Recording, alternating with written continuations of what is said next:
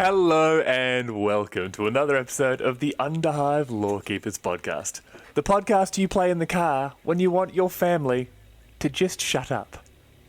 As always, I am Spamuel, and to my right, French enthusiast Nathan.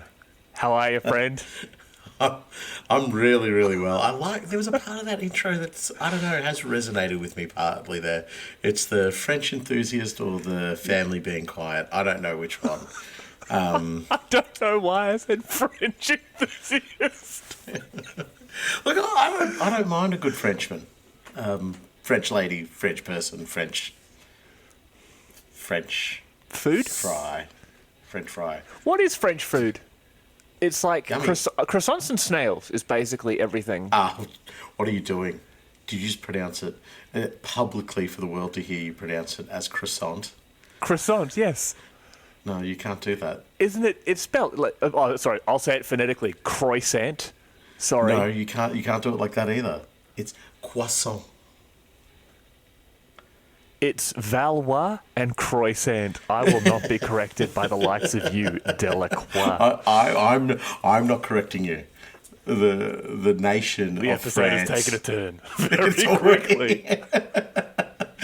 I'm just saying, I have pronounced, because there's this wonderful bakery around the corner from me, and I've pronounced it as croissant. I was like, oh, can I just get a couple of those croissants? And the woman behind the counter, who wasn't even French, she's an Aussie lady, just went, croissant. And I was like, oh. I would have said you stop? chuckers two of the quasabangers there, love. And yeah, I would have been banned from the suburb. But then in saying that, they make a cronut, which is a croissant donut. And I was like, oh, okay. That's an acceptable, mutable line that you're able to cross, just merging an American donut with a croissant. Did you ever watch the TV series Sliders? Yeah, all about those little mini burgers. That was a fantastic show. Firstly, I would watch the hell out of that show. No, it was starred Jerry O'Connell, and it was about I'm pretty sure we've talked about it before. But at one point in the show, they brought in these bad guys called Cro-Mags, and they were from an alternate reality where their people had evolved instead of from like Homo erectus had evolved from Cro-Magnon man, and they had like these messed up faces and that. So when you said cronut, I just pictured a really ugly donut that someone had lazily put chocolate on. Yeah, But so that's my whole story. It is a bit of an ugly donut. It tastes nice though. It does taste nice. Anyway, I'm pretty sure we do a Warhammer / Necromunda / Warhammer 40,000 related podcast. So let's go with that. Let's bring it in. Let's rein this in. We are 3 minutes in, and I've lost track of what we're doing. So, How did this start? Hello. How have I been? I've been good. French enthusiast. How are you? Yes. That's it. Yes. I'm going to butcher this. Très bien. Très bien? Très bien? Yeah. I think that means good. Yeah, très bien. Anyway. I'm good. Yeah. I have broken miniatures because for any of those in the wider world who have partners, children, or just people who just don't care for your miniatures, I had my partner come and put some stuff on top of my miniatures because she couldn't see the freshly painted white bases of my miniatures. So, She crushed your Rogue Trader. Sorry, Nathan's wife crushed his Rogue Trader entourage, Yes. which is ironic because I think she's a Chaos player. Oh, she's definitely chaotic. Yeah. Definitely. And like Malal chaotic. Yeah. That's why she's got no friends. Don't do that. No, I've actually been friends with Nathan's wife for like we were talking about this today. I've been friends with your wife for like 20 years. Yes. Yeah. And there are other people who listen to this who will. She doesn't listen to the episode. I could say like horrendous, horrific things about her, and she'd be like, "How'd the recording go?" Fine, no problem. You'll It never went know. well. Yeah. We didn't deviate from our set episode structure at all. You were not mentioned at all. Why would you tell me I wasn't mentioned, Nathan? Just to ensure that you were aware that once again you were not mentioned. Yeah, We don't have a segment called How to Complain About Our Wives. Yeah. What do you mean? Do you know what, actually? That would be... And, folks, we will get to the show at some stage. Just bear with me. It's been a stressful couple of days for me.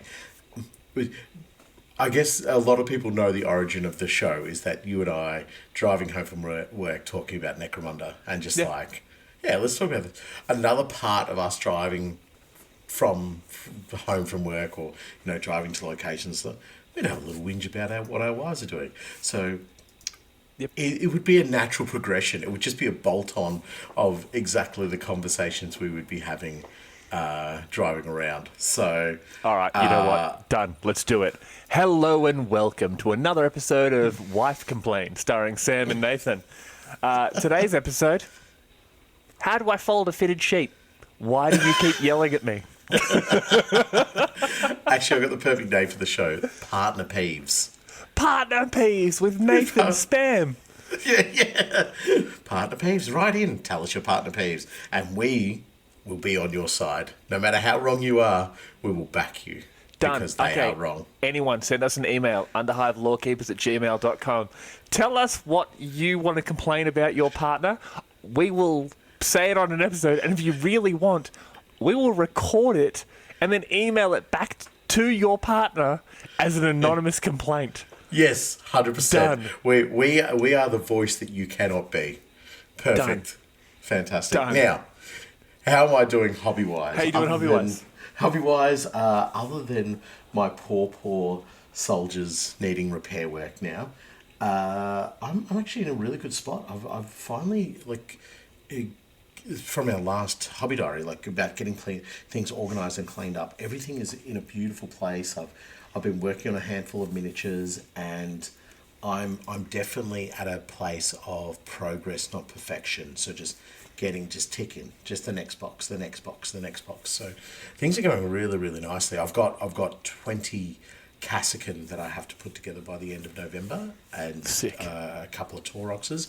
They're sort of the big project things. And so, but other than that, everything else has been really good, and I've just got a really good, cool theme and idea for my Necromunda gang, and I've got a cool concept of what I want to do with the Warhammer Fantasy I've been playing. I picked up the Lego Strategica not too long ago for Imperialis, so all the game systems that I love, I'm getting a lot of value in. And yeah, we've got a bit of a gaming weekend coming up not too long from now, and looking really hanging out for that. Cannot wait to Yeah, it's going to be a lot of fun. Yes, that is going to be fantastic, to say the least. So, how have you been? How's the world been treating you? Next question. No, much like yourself, I'm, since our last hobby diary, it was basically me complaining that I just don't have the space, and I've got so many projects in one go. As you can sort of see from the camera, I've been doing a bunch of cleaning and shifting stuff around. I've opened up my space, I've cleaned everything up, and it's doing really, really well. I'm also really stoked about our Old World weekend, which it will be 6 days away once this episode comes out. Yeah. I've started building a giant chaos spawn. Look, there he is. Oh. Grr, arg. Looks like he's flying. He does, actually. He does. He's got wings. He should have. Yes. Yeah, I found so many,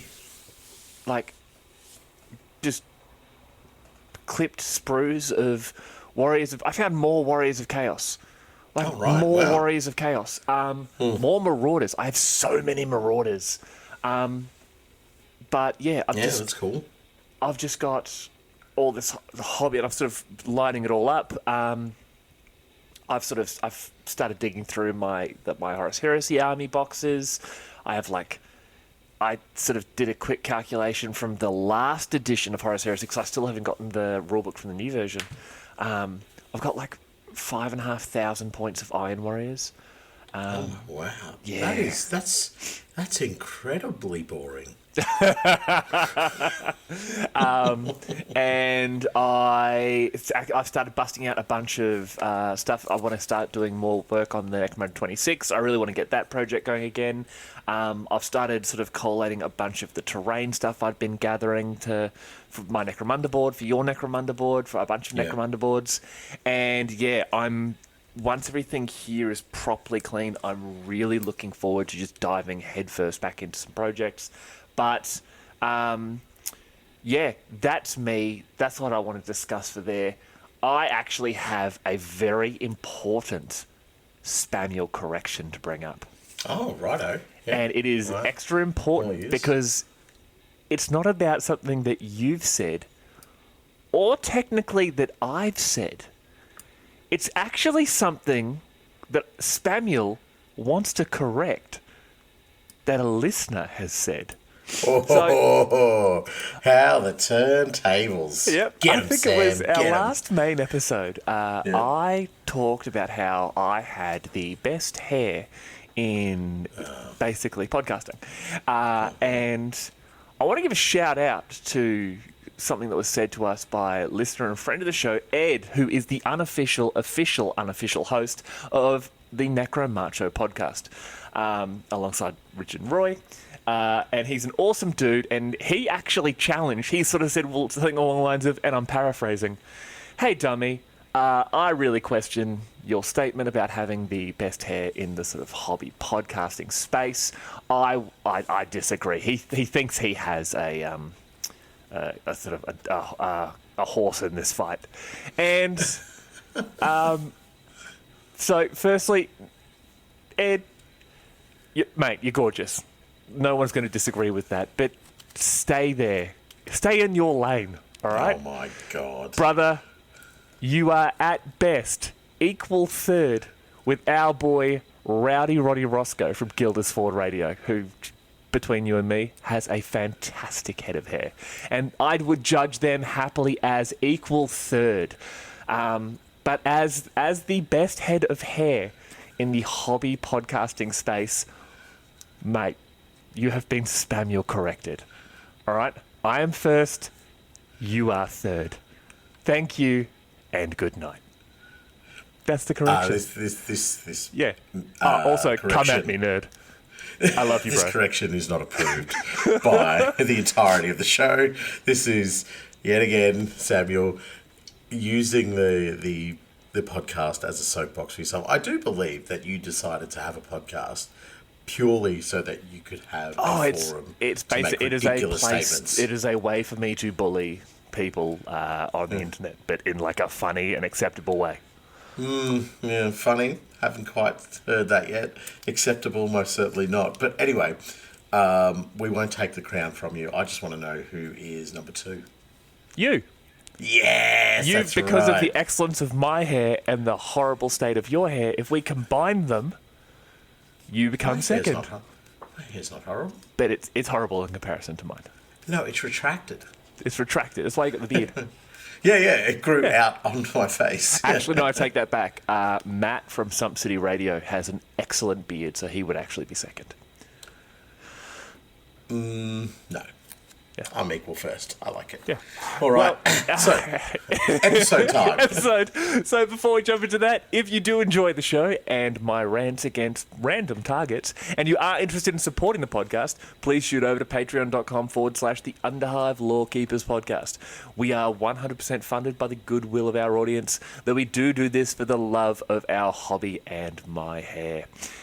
Also, partner peeves. We don't have a website also, for it, but podcast.com, patreon.com/partnerpeeps. Each month we have a Patreon exclusive episode, as well as competitions, polls on episodes, and other bonus content. If you are looking for another way to support us, get onto our social media, Instagram, Facebook, and YouTube. A like, comment, and subscribe helps us grow and get our particular brand of lore out into the world. All of our links will be in the show notes, and don't forget to give us a 5-star review on your preferred podcast platform. Nathan. Yes, sir. We've got a very fun episode this episode. That was a terrible way to do that, but you know what? I'm sticking with it. Yeah, your segues are fantastic. Yep, so continue. We've gone on to this weird habit of, so far, every second episode seems to be someone has mentioned something to me that I've found funny or... and I just remembered why I said French enthusiast. Well, something that I've said that they've found funny or annoying, or something that you've said that I've said is funny or annoying, and I've built an episode around it. And a little while ago, we mentioned the Primarch of the Space Wolves. And what was his name, Nathan? Gary. Pardon? Greg. His name. Gary. Is Harry. No, Gary Russ. Gary Russ, very close. His name is Leman Russ, or Leman, if you want to be really boring about it. And we actually got onto this conversation about how the Leman Russ is the ultimate, it's the most iconic, in sort of our opinions, tank in the entirety of Warhammer 40,000. 100%. It's beautiful. Like it's been that same image for so long, and we're talking. You know, we'd love to talk about that, and it sort of came to me like, let's do an open the armories on the Leman Russ. Like let's talk about the Leman Russ as a concept, and. So yeah, and for the sake of my co-host's sanity and possibly my ongoing relationship with the French government, I will be referring to it as the Leman Russ. Thank you. Thank you. Because every time I say it, I can see the blood vessel in Nathan's forehead start to expand. No shame in saying I'm openly hostile to you when you call it a Leman Russ. I'm just like, hey, you put some respect into your mouth. You keep my Leman Russ's name out of your mouth. You know what I mean. Lemon Russ? Like, I'm now just imagining it painted yellow. Yeah. All the guns just fire lemon juice. Yeah. What's it fueled with? Limoncello. What else? Limoncello. They're constantly hammered. Yeah. They must be Italians. So, Nathan, the first read there, why don't you jump into it and take us into our conversation on the most iconic armoured vehicle of the 41st millennium? The Leman Russ battle tank is the primary main battle tank of the Astra Militarum and is also the most widely deployed tank in the Imperium. This medium tank is named after the Primarch of the Space Wolves, Leman Russ, far from a sophisticated vehicle. The Leman Russ was designed and built with reliability and versatility in mind. It can survive the worst the galaxy can throw at it and can run on almost any combustible liquid fuel. So, this is a nice broad intro to it. I like this because, just doubling down on what you were saying, it is, for me, the most iconic thing. Now, yes. I remember when I was playing 40k way back in second ed, and if somebody was deploying a Leman Russ to the battlefield, it was serious business. That thing packed a punch. Not easy to kill, capable of controlling and dominating aspects of the battlefield, but also not an indomitable task either. Not something like, people putting Land Raiders on the table and you're like, oh, this thing's probably not going to go brilliantly toe-to-toe with me if I've got a couple of main battle tanks. But in terms of some real problem on the battlefield, the Land Raider. And can I kill it? Probably not. I really need super specialised equipment. With a Leman Russ, I feel gives you a fighting chance as well. It's sort of saying like, yeah, you can take me out. I see in the read, we call it a medium battle tank. I think it probably errs along especially certain variants err along the side of being more like heavy battle tanks. But No. I've got to interject purely because we now have the existence of the Rogal Dawn tank.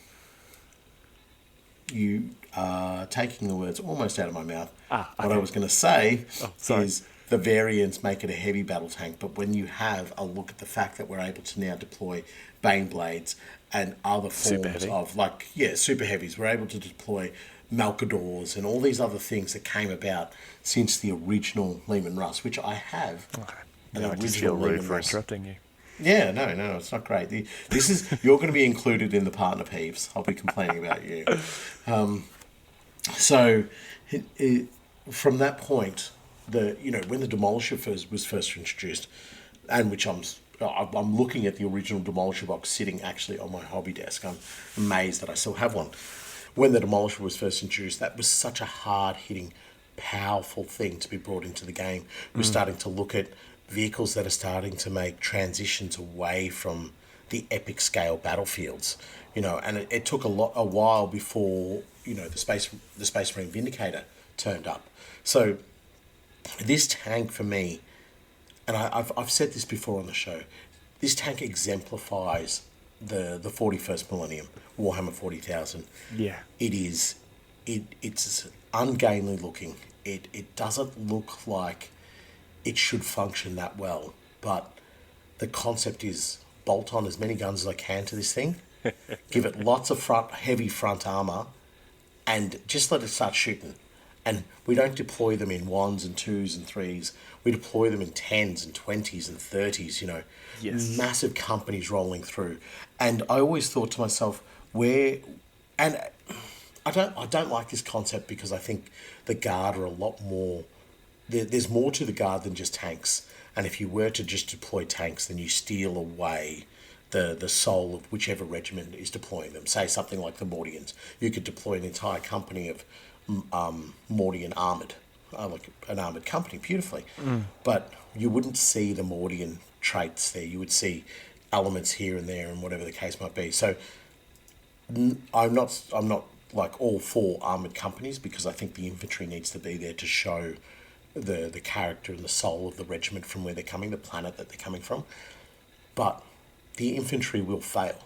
That is the absolute God's honest truth about the Astra Militarum, about the PDF forces.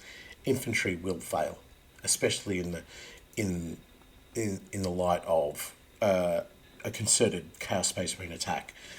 Dark Elder raiding a planet. But when the tanks are deployed,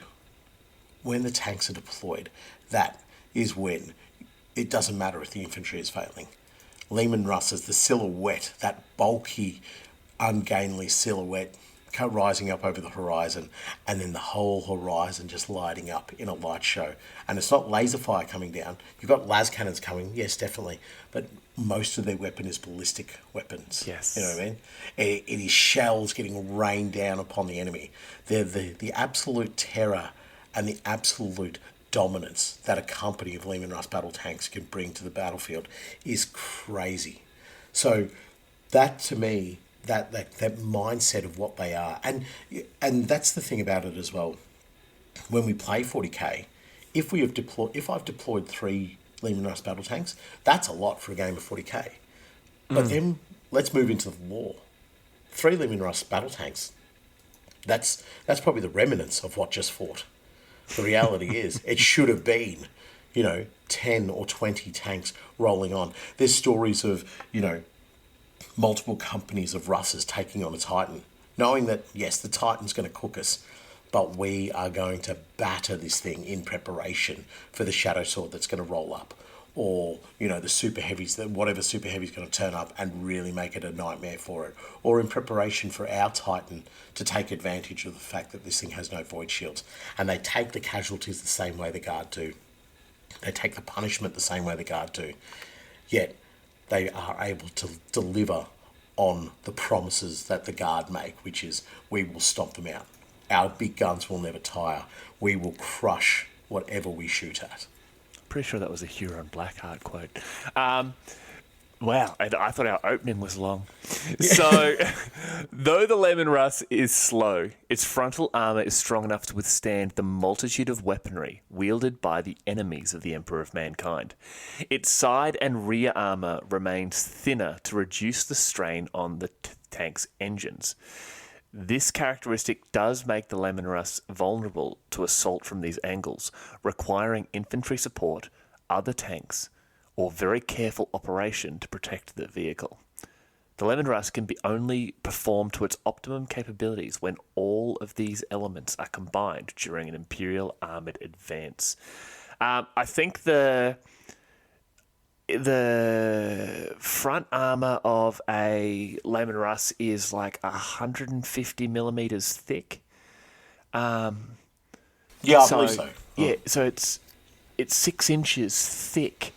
Like, to take that into account, what's a squat's movement is 4. So it's 1.5 the movement of a squat. But like 6 inches. I've got one of the Necromunda table boards over there. That's a foot, but that's insane. But I do love the fact that it mentions it. They're slow, but its front armor is thick. Like because it's what the Imperium does. The Imperium and its soldiers, the Imperium and its tanks, the Imperium and its spirit will face their enemies head on. So you don't need to worry about armor on the back. You've just got your engines back there, nothing important. And on the side, you don't really need armor because you got guns in the way. But at the front, that's all you need to worry about because we're always going to be facing our enemies. Like, it's kind of dumb, but it's very Imperial. Oh, no, absolutely. But that's the way it would be. It's like, why protect the rear? Are we turning away? If we're being outflanked, then there's a problem. There's not an issue with the tactics. There's a problem in what has happened with our fighting force. Yeah. They have allowed our tanks to get attacked from the rear. If we're getting attacked in the side, well, maneuver something else to get in position so we can take that down. You know what I mean? So the idea would be, keep the armor heavy at the front and engage purely at the front. Roll down the enemy.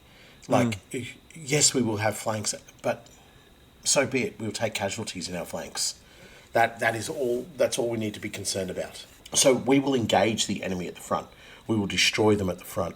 If we get flanked, we'll deal with it. Just when you were talking about the armor thickness, there's like modern day tanks. If you have a look at them, some of their armor thicknesses are as small as 30 millimeters. You know, we're talking like 3 centimeters of armor and stuff like that. Like, this is to give people a scale and understanding. Like, we're talking 6. What did you say? 6 inches of armor. Yeah, 6 inches of armor. It's crazy. Absolutely bonkers. Like, you can imagine certain weaponry just trying to blast through that. Like, when you engage a Leman Russ in its front arc, the key characteristic is you need to bring something genuinely heavy to be able to take it down. You need to be bringing guaranteed, certified, renowned anti-tank weaponry. Like, the things I think of are like rail guns and so forth. I think the M1 Abrams, its armor is 2 feet. All right. But that's at the thickness point right where the barrel is. Yeah, so that's like the most heavily protected point. Yeah. But in multiple areas on the tank, it varies between like being 30 mil, 65 mil. So it's just depending on which front part of the tank it is. Yeah. Whereas the Leman Russ, Leman Russ, is 150 mil thick over the entirety of the front. Yes, yeah. You just... Yeah, well, we do actually get into the speeds and the thickness of the armor and that sort of stuff further down, but it's just... And I've got so many sort of like tank enthusiast mates, who I know are going to listen to this episode and just be like, no, that's only one pattern of the Abrams. This is literally what I'm getting from Google. I'm sorry. But why don't you jump onto our next read? Yes, righto. The Leman Russ battle tank was first developed at some point during the Dark Age of technology, but by the end of the Age of Strife, no traces of it remained. It was only during the Great Crusade that its STC template was rediscovered by the 6th Legion of the Legion Astartes, the Space Wolves, on the Xenos-dominated hive world of Nova Beryllia. As they had been led by their Primarch, the Great Leman Russ, the Mechanicum of Mars chose to honour the Space Wolves by naming the newly discovered battle tank after their gene-sire. So this is something that has always been like a little bit of an issue with me, because I remember reading in my much younger days that Leman Russ designed the tank. You know what I mean? So, is that maybe going back to the time where Russ wasn't even a Primarch, he was just an Imperial commander? That may have been like that sort of rogue trader, second, third ed sort of It lore was for definitely, it was from rogue trader to second ed lore, where he was the designer of the tank. And it was like, oh, that's kind of cool. Didn't make sense, like why he's designing that. But then with this modern lore that we get, it makes a lot more sense that he is actually, like they've honoured him by saying, we're going to name this tank after you. He was probably thinking, fantastic, my legions can use that. No. Your legions won't be using this. This will be basically a throwaway vehicle, but we're going to produce so many of them. And they are just... And will they have any close combat ability, Mr. Mechanicum? No. Just all shooting. So the love that you have for an axe, bad luck. One of the big sort of lore conflicts when it comes to the Leman Russ is this weird myth that it originally started as a Dark Age of technology or Golden Age of technology, whatever you want to call it, where back then the Leman Russ was actually a tractor. It pops up constantly, and it's a weird one because... This law specifically says, no, it's a tank, right? There was some stuff in, I believe, one of the Rogue Trader rulebooks where it talked about how a bunch of the vehicles that were being modified from the Dark Age of technology, because Imperial Knights, for example, were harvesting vehicles. They were used to cut... The chainsaws were used to cut down trees. They would destroy mountains. They would level land. They were used for... not terraforming, but like tactical terraforming. And then they ended up being used for defense. People were going, well, yeah, the Leman Russ was actually... The original STC was designed as a tractor and it was modified during Dark Age to become a tank, etc. No, there was a land crawler, which ended up becoming a military vehicle and the basis of the Siegfried, one of the vehicles used by the Death Courts of Krieg. But they are actually very different vehicles to the Leman Russ. Interestingly enough, there is a Leman Russ version we will talk about later on that is a tractor, but that's not what we're talking about just yet. Right, yeah, you're sort of killing your argument there. By killing my argument. It's not a tractor. It's not a tractor. But we will mention that it is a tractor. Yes. No, so yeah, it seems to be another one of the weird things of the way the laws changed over the number of years, where yes, Leman Russ invented it / Leman Russ rediscovered it. Back in the day, I think it was it 3rd edition or 4th edition, the Space Wolves could take Leman Russ tanks. I think it was one of those. It was third. No, I don't think it was 3rd. I think it was 4th. Yeah, because I remember that when that got into the codex, everybody was like, "What are we looking at here? Like, how did this come about?" Don't be a predator. Just give me a Russ. That's exactly what happened. Freaking Space Wolf players were like, well, I'm not taking predators, and that was back then when and this is why I still view the Leman Russ as a heavy tank, because back in the day, the predators seemed more like a medium tank. Probably better speed because of the speed, lighter weaponry, probably lighter side armors as well. But the Leman Russ was, that could pack a punch. And I remember seeing Space Wolf armies, which just as soon as that book came out, they're just like, That's always been here. That's, we just fished it out of the armory. It's like, oh, I feel like you're telling Porky Pies, no. We're going to use this. You could have 0 to 1, use that as their fire base, and then the rest of the army was assault stuff. You're like, yeah, cool, nice. Just Marines as far just as Marines. I can see. Yeah. So it was. I think when people get access to a Leman Russ, they take it, and for obvious reasons. It not only is it iconic, but it provides everything you want out of a tank. I think in the modern iteration of the Space Marines through Primaris with the what do you call them? I can't think. The repulsor tanks, I think. The hover tanks, basically. Yeah, the hover tanks, yeah.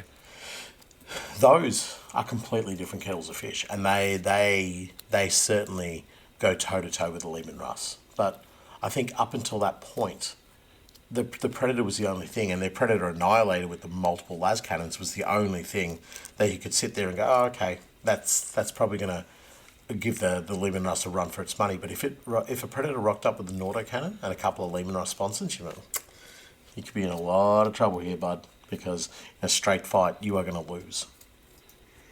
I think that the reason they didn't give the Space Wolves Leman Russ anymore is because they sold too many of them and they couldn't keep up with the demand. I don't care who you are. If you have an opportunity to take a Leman Russ tank in your army, you're taking one. Yes. Like back then, 100%. They were the bee's knees. And yeah, the Predator Annihilator, Space Marine players loved when that thing came out. It was just las cannons on las cannons on las cannons. Yeah. Whereas you could finally start one-shotting Leman Russ tanks. You could you could genuinely fire all weapons on the one Russ, and you were guaranteed to take it out. And then, we got more Russes. Apocalypse. Do you remember the Emperor's Fist tank box? The tank company. Absolutely. And it came with 10 Leman Russ tanks. Yeah. Yeah. I remember when that came out, I would stare at it and just be like, I want that so bad. I regret not buying it. Yeah. I remember the day I had it in my hand and I'm like, I'll just buy it. Like, I will find a use for this. And I just didn't do it. Yeah. And over the years, I've accumulated more Leman Russ tanks here and there. But my number still sits at 9. If I had, at the time, bought that, I would have had 12 tanks. And I definitely would have deployed them. Playing Leman Russ tanks in Apocalypse is exactly how a Leman Russ tank should be deployed. For those who never got the opportunity to play, I think it's 6th edition Apocalypse, that's a glorious rendition of the game. It can be broken in so many different ways and whatever, but the way the combat worked, the way you would just move in with these giant formations, it was poetry. It was beautiful. And I remember one of the guys in the store saying that after playing Apocalypse, that's the only way you wanted to play 40k from now on. It was the large-scale combat, which still the beautiful miniatures and the depth of that individual combat, but in a larger scale format that 40k screamed about in the books, in our lore, in all of the novels, in all of the reads that we get in our codexes. That's the way Apocalypse was, and that's that for me. When you're talking about that box, to see people play, and I personally never got to field more than 9 Leman Russes, but to see people field like 10 plus. I remember watching a game of Apocalypse, and the person had 15 Leman Russ battle tanks, a handful of it was a full armoured company, and it was phenomenal. And they just roll over, guns blazing, and you just let your imagination run wild, and you're just like, absolutely anything, any sort of historical tank battles I've seen or anything like that, this just comes roaring back at you. And it actually feels very believable. But anyway, I could rant on about like what it means to my soul to watch multiple Leman Russes tear along the battlefield. It was dropping pie plates. You'd spend all that time set up your infantry, and then someone just drops one of those big old pie plates. It's like, take off those 2 squads, and you're just like, that's cool. I have 4 tanks. Yeah, I would love to, and I'm going to do it. At some point, I'm going to somehow buy 10 Leman Russ tanks, and I'm going to do them all up in just in the Necromundon 26 colours. Oh, and, yes, yeah. Or, actually, if I was going to do that, I'd love to do a Traitor Guard tank company. But I digress. Yes. So, pie plates.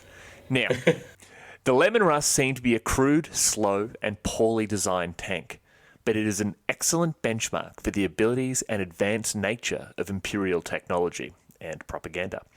Despite being famed for its simplicity and reliability, the Leman Russ is an extremely complex and advanced main battle tank.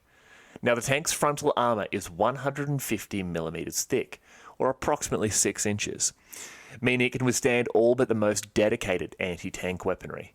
Yet its side armour is much thinner, and with a range of 105 Terran miles on just 360 gallons of fuel, or let's have a look, 105. I was going to say, let's convert that miles to is actual normal 168.9. So let's say 169 kilometres, and that is 360 gallons. Is it's a lot of fuel. 1,362.74824 litres. That's 1.3 megalitres. No, wait a second. That fuel efficiency is garbage. I don't know what good fuel efficiency is for a tank, but if somebody said that to you in a car, it's going to cost you 1,000 litres to go. What's the 169 kilometres fuel capacity? I just keep going back to the M1 Abrams. Yep. If we look at the check its fuel efficiency, 504 gallons, right? Yep. Which is 1,900 litres, and they get 426 kilometres on the road, or 150 to 200 kilometres on cross country. That's actually pretty. Okay, that's comparative. That's good. It's better. Well, it was 105 miles. It was like 400 kilometres. No, I thought you said it was 169. 160 something, yeah. Oh, okay, yeah. So it's actually more efficient than an M1 Abrams. Yeah. So with a range of technology. Yeah, with a range of 105 Terran miles, or about 169 kilometres, on just 360 gallons of fuel, or was it like 1,400 litres? 1,000 litres. 1,000 litres. A feature the later Land Raider would also possess. The Leman Russ can accept almost any sort of combustible fuel. This is a big one. So I remember, I believe it was one of the Last Chances novels, they were talking about the Chimera, or the Chimera if you're broken, and how they were able to modify the engines to accept effectively any sort of fuel as long as it could be combusted. So petrol or promethium, diesel, you could convert them for a plasma engine. I'm assuming you could fuel one of these vehicles off the forcibly extracted blood of billionaires. I don't know. There's all sorts of types of engines you could install. Absolutely. But I love the fact that you can just imagine them, getting bottles of moonshine and filling up the engine of this Leman Russ tank, or just tipping whatever you can in there. As long as it's combustible, the tank is rolling. As long as it burns, baby, get it in there. When you mention this, though, it does remind me of the DeLorean, and it's like, throw the garbage in there and let it burn through that. So I can imagine that's what they'd be doing as well. But it would be more so that, if they found enemy fuel supplies. Yes. You know what I mean? Yes. So they're just like, this stuff, does it burn? Yes, absolutely. Is it a slow burn? Yes. All right, well, we'll just take more of it. Does it burn really quickly? All right, let's get the right amount that we need.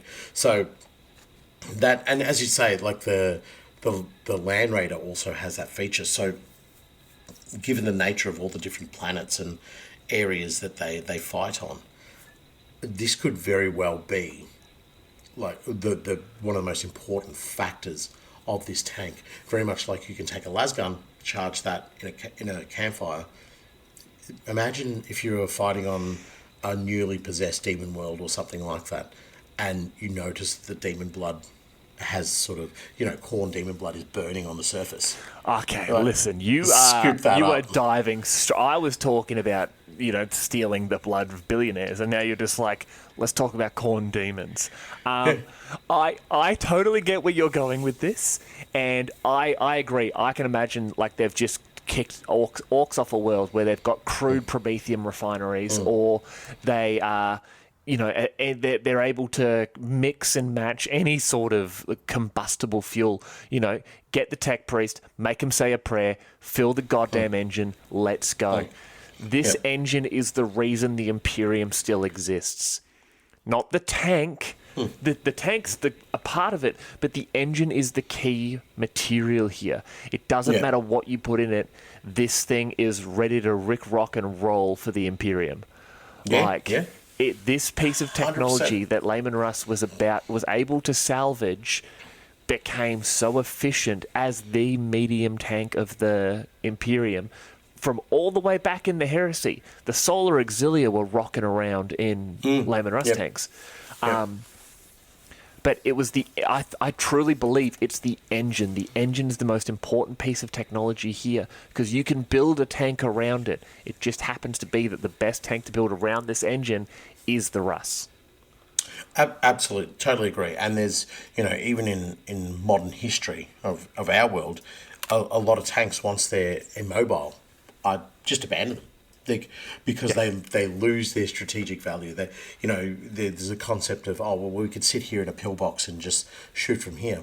But exactly what we've talked about earlier, the flank and rear of the tank becomes very vulnerable. So now if you've got, let's say, 4 or 5 Leman Russes sitting out in the open, unable to move because they've run out of this particular type of fuel that they need, then they become vulnerable to getting flanked. They become vulnerable to rear attacks. They're not going to be able to move. They're not going to be able to stay mobile to not give the opposition the advantage. So once the enemy has eliminated whatever flank protection or rear protection they have, doesn't matter how good the battle cannons are or whatever the case might be, they're now sitting ducks and they're going to be taken down. So you're 110% right. The engine is what makes this such a deadly warrior on the battlefield. Without it, it is, it's just a range of weapons that could be deployed to anything else. Could you put, you've got heavy bolters on chimeras, you've got heavy bolters on Space Marine tanks and so forth, but they don't have that same effectiveness that the Leman Russ does because they're not able to be deployed in the numbers of the Leman Russ. They're not able to protect the weapon the way that the Leman Russ's front armor protects it, and they're not able to stay mobile the way that this tank can stay mobile. So 110%, you are right. I felt wrong, didn't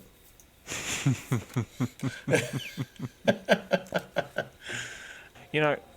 Despite everything we've just said there, I'm now genuinely concerned about how the guardsmen found out that corn demon blood was combustible.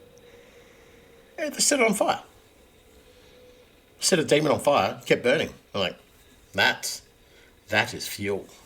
I'm now imagining them piling up a bunch of bloodletters into one of those giant barrels like that they make wine in, and a bunch of guardsmen are taking their shoes off and stomping on the bloodletters as the blood goes into a jerry can. They get a sentinel. Stomp, stomp, stomp, stomp, stomp. More efficient. And then they use that blood to fuel the sentinel to stop more blood. Okay, see, this is why people don't take you seriously as a co-host, because there is no way the tech priests would let them do that to a sentinel and run the risk of damaging the machine spirit. Whereas if you get guardsmen to do it, let's be honest, you get white shields, and then once they've done stomping it, you shoot them for treason. And then add their blood to it. It thins out the combustible nature, but it's still okay. That's what's known as a hybrid engine. It's a hybrid mix of demon blood and treasonous human blood. Do you reckon there's EV Leman Russes? Like purely electric Leman Russes? Given the state of Earth in the 41st millennium, I don't believe... Like, I feel like they stopped caring about the environment a long time ago, but I did cut you off. What were you going to say? I am very wary of saying things that could be seen as controversial. I should have mentioned this at the beginning of the episode.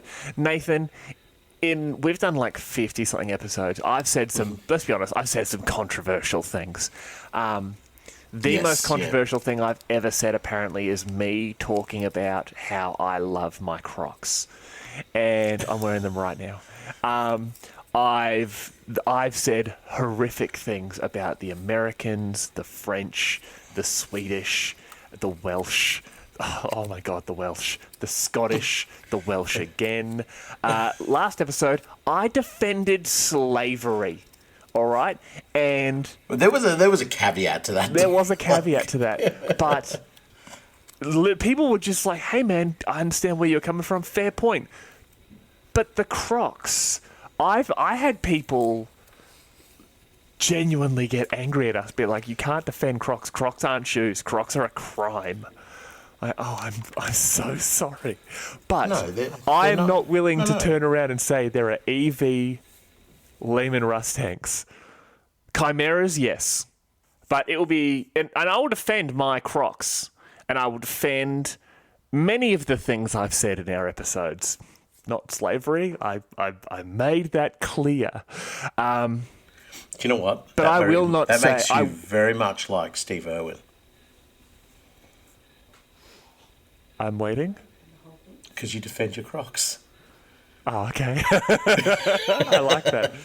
But I will not ever say that the Imperium has hybrid vehicles, because... No, not a hybrid, a full EV.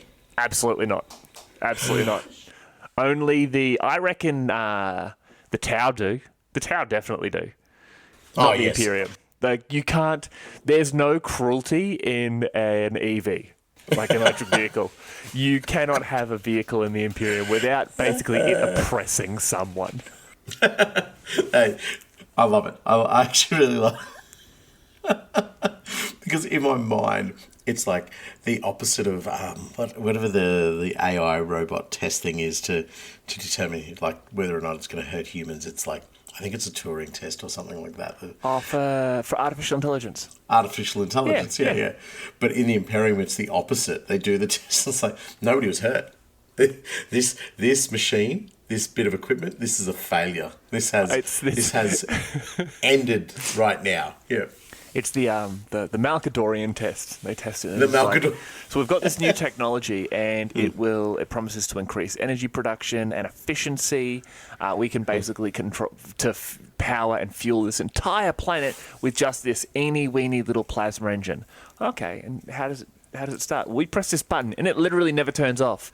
Oh, does it run the risk of exploding and killing anyone, or does it run out of fuel? Nope, literally never. We've collapsed a giant dying star inside it, in a way that it's so perfect it will never stop producing energy. Oh, and it has no risk of being turned into a weapon. Absolutely not. We tried. And it can't hurt or kill anyone. No, absolutely not. Will the star escape? Will it wipe out a whole sector? Oh, absolutely not. No, it's like, this is not great, get rid of it. What? Yeah. Why? It's a useless technology, isn't it?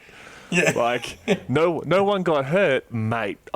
If I take this to my higher-ups at the Mechanicus, they will, like, there won't be any tone to it, but they will laugh me out of the room. Like, I will see so many 01111 zeros and 1111. I don't think I'll be able to cover. I'm emotionless and it'll hurt. I could just imagine like an auditor just looking for the area where you sacrifice the souls, just like scratching around. It's like, I've looked up and down, like I'm not seeing a soul chamber. I'm not seeing a place to draw blood. I'm not seeing something that you could flagellate yourself on. Have you guys missed your brief? What are you doing? Where's the button that I press that drowns a puppy? Where's the puppy button? All my other batteries have a puppy button, and this poor enginecy is just standing there staring, being like, "You're absolutely right. You're absolutely right. I'm going to kill puppies to make the button. That's the effort I'm putting into it. Yeah. Okay. I'm gonna... we need to get off this conversation. Right, it's not funny. How dare you debase the show like this? Yeah, no, I don't believe there is an EV in the Imperium outside of the vaults of Moravec where they keep all the banned technology on Mars. There's just a Tesla in there. There's just a bunch of Teslas because at one point Elon Musk put them all on a rocket and fired them at Mars. Yeah, and it's like this. I'll start a colony. Just the Teslas. Start a colony.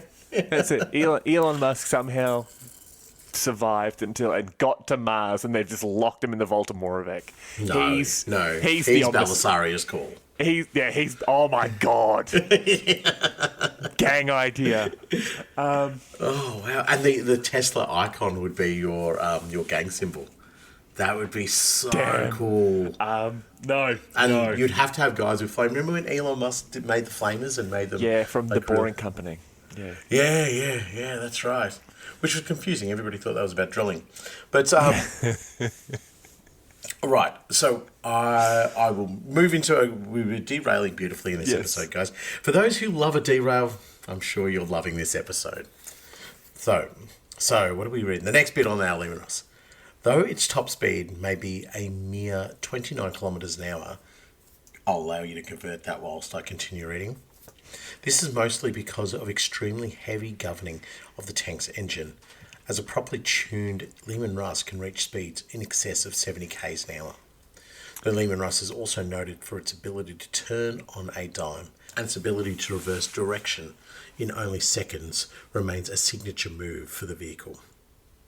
The Russ is equipped with a variety of high-tech scanners and all-spec systems, plus internal dampening technology designed to better provide stability for the firing of the tank's main weapon. So 29 kilometres is 18 miles an hour, and 70 kilometres an hour is 43.5 miles. Right, 70 kilometres an hour is respectable. Like that's If I saw a tank rolling down the road at 70 kilometres an hour, I'd be like, that's not great. At 29 kilometres an hour, I'd be like, meh.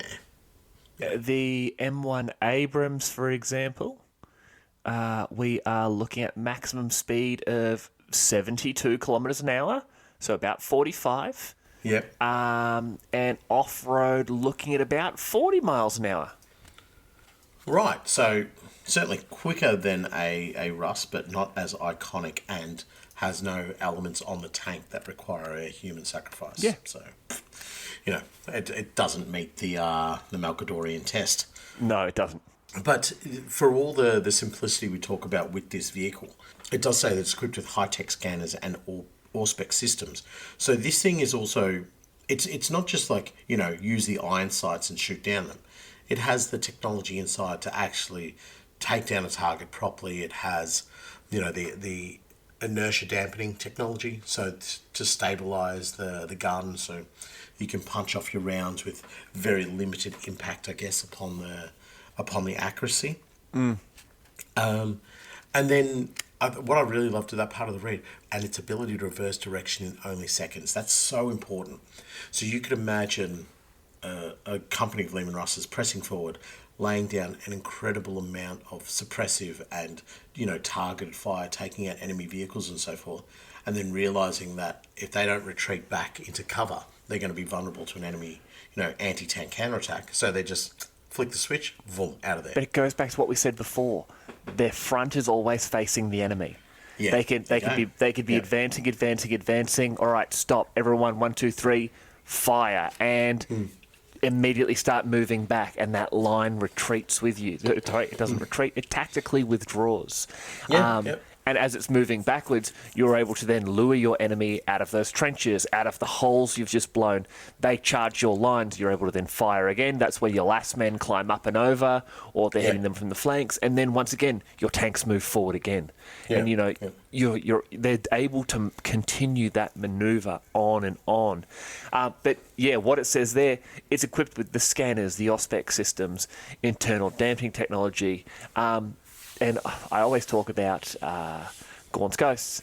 One of the books, they were on the planet, I think it was Hagia, and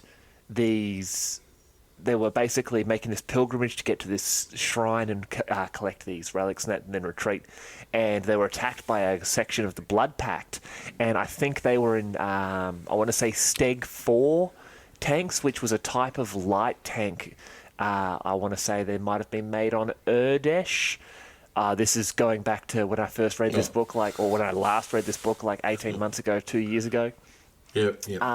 But it specifically mentioned one of the differences between the Leman Russ and its variants versus these, I believe they were Steg 4s, is that the traitor tanks, because they were mass-produced, they didn't have access to the same internal dampeners. So with the Leman Russ, they could focus in where the turret was bouncing, and they would be able to fire, and it would actually be able to ensure that it wasn't blowing out of direction and the like. Whereas trader tanks, because they didn't have the same scanners, the systems, and the firing sort of ancillary systems, that they were often firing, and their shells were going way past the tanks. They were missing their targets completely because they didn't have the internal dampeners. Yeah, right. Yeah. And they don't have those stabilizers to lock them in place. Stabilizers, that's the word. I think I'm happy to be corrected on this on people who are definitely aficionados. The Sherman tanks, the American Sherman tanks in World War II, had excellent stabilizers. So they could be very accurate tanks, but they were just woefully undergunned. So they didn't have the hitting power required. I'm just looking at the Steg 4 here. Okay, right. Yeah, so I've looked it up here. The Steg 4 is armed with a small hypervelocity 40mm cannon turret gun, which relies on clumsy manual aiming. Someone who was well trained in the turret's use, however, could make use of its tracer shots to compensate for this flaw and use tungsten cord or discarding sabot ammunition to damage tougher Imperial vehicles. And they were made on Urdesh. The Steg 4 mounts 3 pairs of massive tyres and headlamps. They were typically a wheeled tank. Yeah, a wheeled. Yeah, that's interesting. That is very, very interesting. Right, even though the picture that the picture has it's a chimera, which is very funny. It's basically a small chimera. Right, so this is the one thing that bothers me, especially when we do open the armories and so forth, is we begin to dig at areas where there's more information and more knowledge, and you're just like, that's fine, but not seeing it in 40K can also just be really annoying as well. You're like, oh man, I really want to see those bits. I want to see Steg 4s deployed to the battlefield. I'd love to get an idea of what that looks like, but there's no way to build an army around it. Do you know what I mean? Yeah. And then there's no way to build a rule set around it that I think would be so divergently different from, maybe something equivalent to a Chimera or a quad vehicle or something like that. So that you just got the Gene Stealer cult vehicles, the mining vehicles and so forth. They'd probably be something equivalent of what the Steg is going on about. So it's a cool concept, but it's just, I think it'll just forever remain that, and it purely comes down to the breadth of the 40K universe and IP. It's so big. They've had so many people with so much input on there that these cool things that we find when we do episodes like Open the Armories, they'll just get that small mention in a Lexicanium post, and that's it. And that's all you get. And you just got to let your imagination run wild after that and be like, okay, what more could this be? What does it display itself as? And there'd be so many technologies and so forth. There would be versions of the Leman Russ that exist that would not meet the standard of an Imperial Leman Russ. They would just go they'd come to a planet and be like, these are trash, but the local PDF force is using them because they're using this style of they get the concept and the design and the look at it, for all intents and purposes, from a distance, this thing looks like a Leman Russ. But once you get up close and personal to it, you can see how different it is, how awkward and how misaligned it is to what would be the Astra Militarum standard. And I think it's the Dark Angel Heresy novel. I can't think of the name of it. I read it many years ago. But one of the things that always sticks in my mind is that when the I think it's when the Imperium first makes contact with Caliban, they notice that the knights are wearing stuff that is quite similar to what a Space Marine would wear. Like, it looks like Space Marine armor, but and from a distance, probably, you'd go, oh yeah, those are Space Marines. But as you get closer to them, you're like, there's definitely influences taken from what a Space Marine is, but it's not the same thing, and it's not as powerful, and it's not as refined as power armor. So, and this is what happens to humanity as it disperses. It begins to dabble in these little areas and just makes do. And the Steg 4 is a makes do vehicle. Like, we need a tank. We need if you're an infantry squad and a Steg 4 rocks up, it's still going to cause you a bad day. You're just going to be like, this is not fun. But it's not going to go toe to toe with the main battle tank. But anyway, that's a little, yet again, another derail. But let's continue trudging on with the Leman Russ. Well, the basic and most common armament of the Leman Russ tank is a turret-mounted battle cannon, a hull-mounted heavy bolter. Alternatively, a las cannon can be mounted on the tank's hull instead of the heavy bolter. Now, the Leman Russ can also be equipped with 2 sponson mounts, one on each side. The most common configuration for the sponson mount is 2 heavy bolters or 2 heavy flamers. Leman Russ tanks that are part of a well-equipped armoured regiment sometimes have 2 multi-melters or 2 plasma cannons as their sponsored weapons.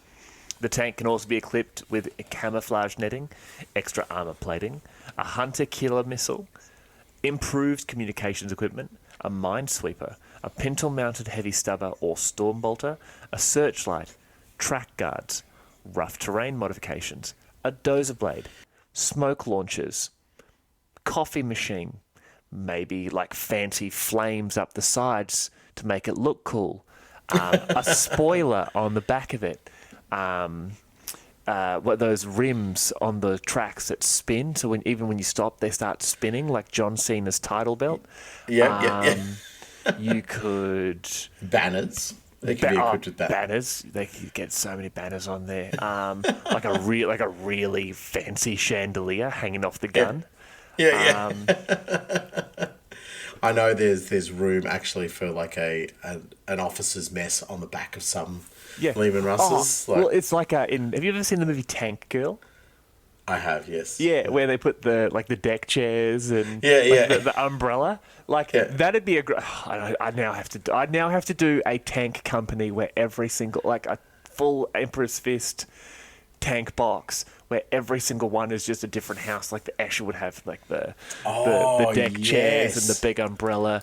The Goliath would have chains all over it, and the all. Oh no, there'd be a forge on the back. They'd be making stuff. They'd be hammering shells. The Orlocks their entire tank would be denim. The Van Sar, it's just floating. They've put anti-grav motors on it. And the battle cannon's been replaced with some sort of energy cannon. It's just hang on, stop. The squats would still have movement 4.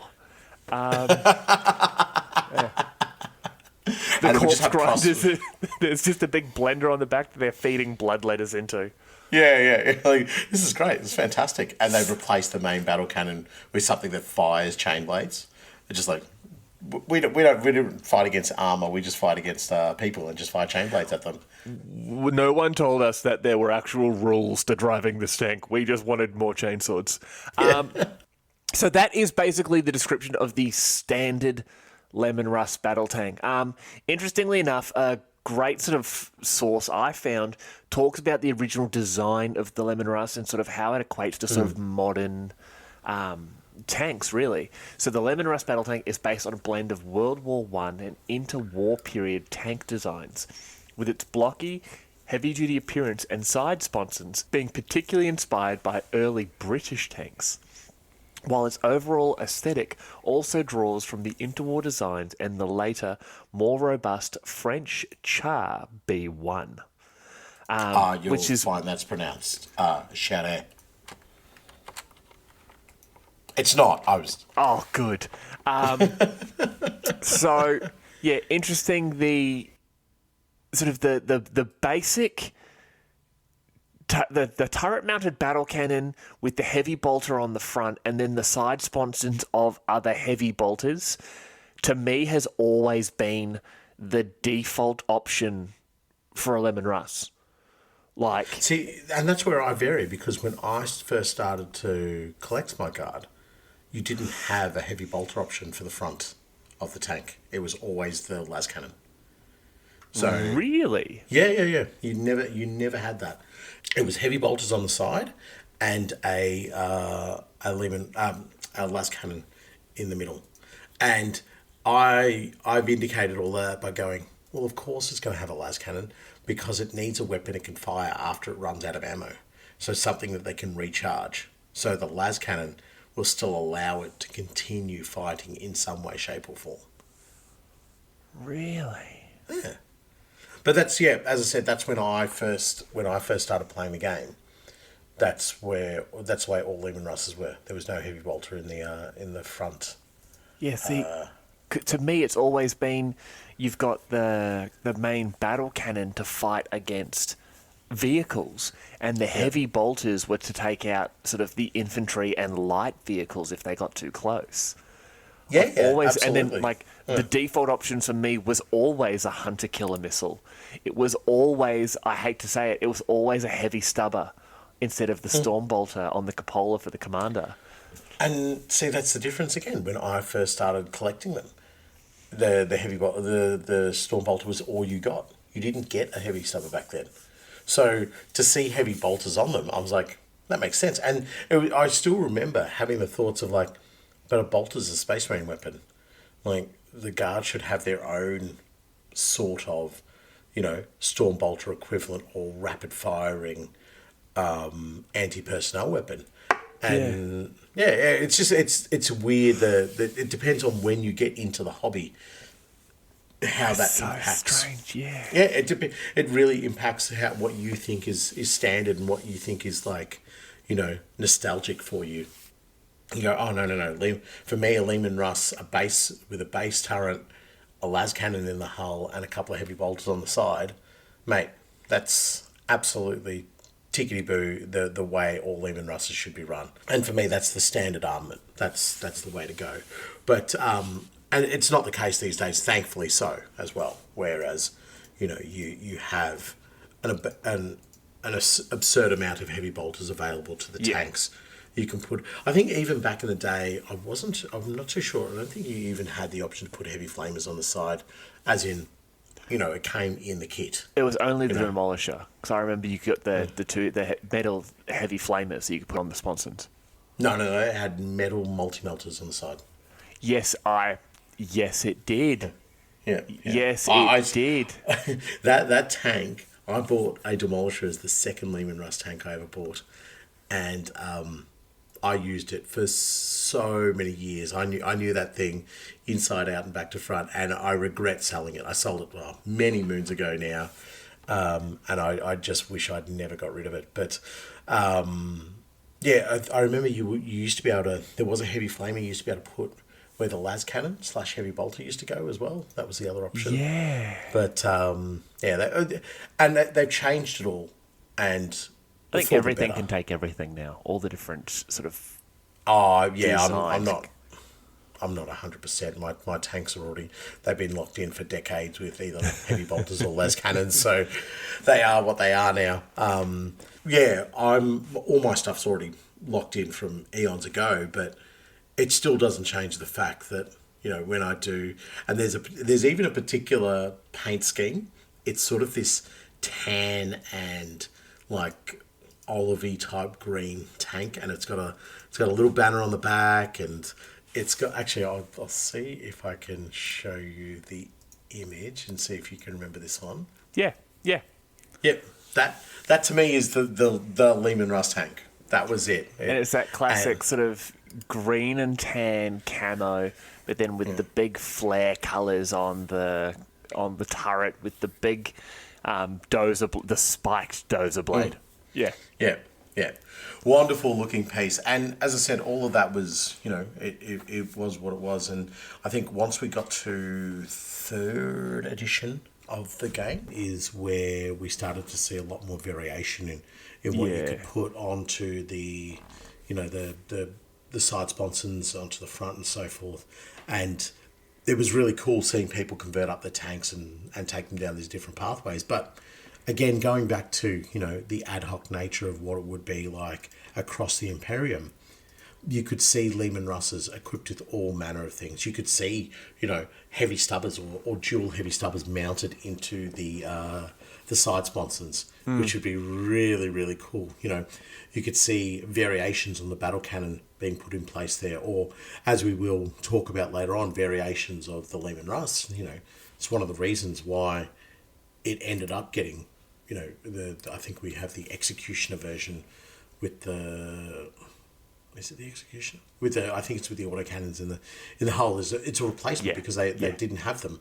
They didn't have anything available, and that's they go, we can't produce battle cannons, so what can we produce? So I love seeing when people take the opportunity to put different things into the side sponsons and so forth.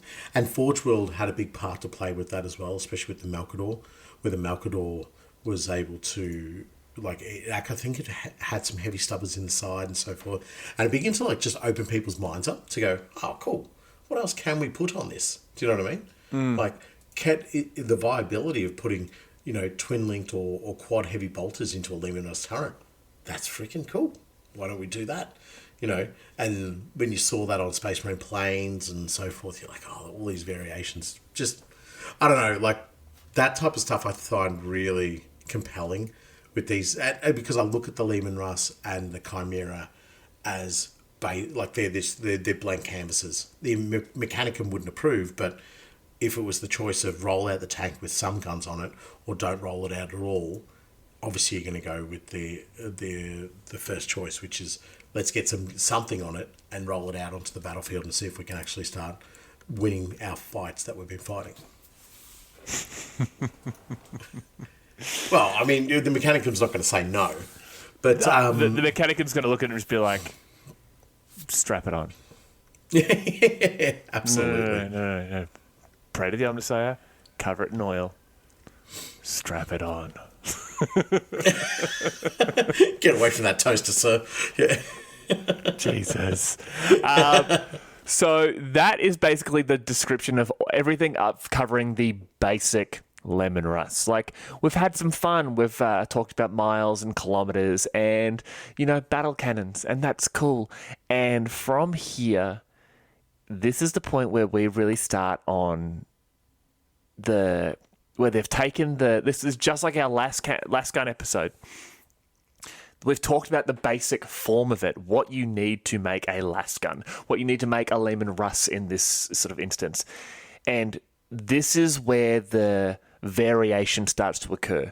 Every single Leman Russ is designed for a specific type of combat, and just like I've said, where it's the Annihilator, the Conqueror, the Demolisher, the Vindicator, the Exacerbator, whatever you want it to be. It's going to have a different armament because it is designed for a different type of warfare. So we have grabbed the most common versions of the Leman Russ here, as well as a little bit of weirdness towards the end in some of the sort of limited variations, including our tractor. I did read on that. There's one or two there that I didn't even consider weird. I'm like, that's cool. That there should be more of that particular design. But so I think as we go through these, it's going to be like, this is where the Leman Russ, not just the standard Leman Russ, is what cemented its position as so key and so necessary for the victory of the Imperium. But it's these variations, it's all these ones coming up here that put it in its place as the most important armoured vehicle of the Imperium. And I say that it is more important than the Rhino, than the Chimera, than any of them, because 100%. they are all limited in what they do. These options that we're about to go through now show that the Leman Russ is not the one-trick pony that those other vehicles are. Well, and exactly what you're saying there, to reiterate your point, the Chimera, and especially the Rhino, but the Chimera and the Rhino, they need troops inside of them to be to maximise their effectiveness. The Leman Russ purely just needs to be able to roll forward and engage the enemy. You know? Perfect. So the Chimera is not going to ever be able to do what the Leman Russ is going to be able to do. But if it doesn't have a squad of troops in it, it loses all of its extra that it brings to the battlefield. You know, so. Perfect. But speaking of, let's get into our first variation. Beautiful. The Leman Russ Annihilator. The uncommon Leman Russ Annihilator variant replaces the standard tank's battle cannon with a pair of twin-linked las cannons. This is similar to the identically designed Predator Annihilator tank of the Space Marines, from which this variant of Leman Russ takes its name. This change requires the addition of extra power cells inside the tank, but these use the space saved by the fact that the battle cannon's ammunition no longer needs to be stored. The Annihilator's twin las cannons turn this variant into a true tank hunter, and it is in this role that the tank excels. Of course, such sophisticated tactical planning is not regarded as important by the Death Corps of Krieg Imperial Guard regiments that have been the most common users of this variant of the Leman Russ. As such, where other regiments would regard this tank hunter as a defensive weapon, the Death Corps use them as offensive weapons to be thrown into the open assault across no man's land during a planetary siege. I actually like that concept. Like, yes, I get it. It's a defensive weapon reactive to when the enemy armor approaches and so forth.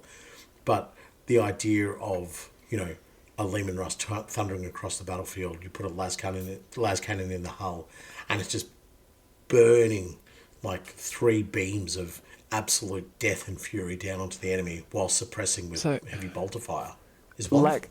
Las cannon's obviously designed for anti-vehicle, anti-emplacement, that sort of thing. And I can imagine, especially the Death Corps of Krieg, like it says, busting over no man's land, driving over trenches, that sort of thing, and aiming for those turrets, aiming for those bunkers and that. But also, if they have a bunch of their enemy coming up, you know, taking the step, going, like, climbing and making that run across no man's land at the Death Corps of Krieg, I can imagine them literally just firing and then sweeping it across and almost trying to, like, burn through. Using it as a beam weapon rather than just as sort of like, I guess you'd almost have to disperse the shot. See, I've got a single Annihilator in my army, and back in the day when people would min-max Space Marine squads, so like, you know, 5 Space Marines and a plasma cannon and las cannon in each squad, the Annihilator was fantastic for knocking out those squads. Because you would go 2 heavy bolters, 3 las cannon shots, and generally speaking, you were killing anywhere between, you know, 2 to 4 Space Marines just with that tank. Now it's a lot of firepower, but it diversifies its role from just as a tank hunter. But within the sense of the law, absolutely, this is a tank hunting vehicle, and I guess that opens up the idea of is the Russ itself capable of doing that tank hunting role, or is it better deployed? You know, you would be deploying 4 or 5 of these as part of a company to support the main battle cannons that are firing, and they would be targeting. They'd be targeting enemy tank formations, enemy transports, enemy heavy infantry and so forth, or fortifications. They'd be used in that role. Because, and we will talk about it later, what if you're going to be taking this, why are you not taking a Vanquisher? You know what I mean? Because if this gives you more variation over what the Vanquisher can do. The Vanquisher is absolutely 110% I am taking out tanks, and that's all I do. Whereas the las cannon, I think, especially with the twin-linked las cannon, gives you a bit more sort of flexibility in saying I can take out heavy infantry and I can take out, vehicles and so forth, just because it doesn't feel like overkill when I'm used against those things. Well, so interesting enough, obviously we've mentioned the Death Corps of Krieg having it. One of the more common patterns of the Annihilator coming through is actually the Mars Alpha pattern Annihilator. And because obviously, just like the last guns we talked about in our Opening Armories episode on them, different Forge Worlds will add their own customizations to the tanks themselves and still be within that STC compliance that the Adeptus Mechanicus require. For example, the Mars Alpha pattern commonly mounts a heavy bolter on the front as opposed to Lasgun. But in recent decades, the Krieg themselves have actually been getting massive numbers of the Mars Alpha pattern Annihilators. And it's ironic that the patterns they're getting just happen to be almost perfect for the environment they're actively fighting in, because the adaptations that these patterns come with by default just happen to suit the Krieg immensely. Trench rails for easy extraction should the tank become bogged down. Additional filtration systems to protect against airborne pollutants, especially when working in chemical war zones. And everything's mounted at the back to, once again, match the Krieg's method of warfare of getting into combat and using these defensive weapons as an offensive form of combat. But also, it says that in the last few decades, Mars Alpha pattern Annihilators allocated to the Krieg armoured regiments have also started to appear off the production lines with vastly reinforced hulls.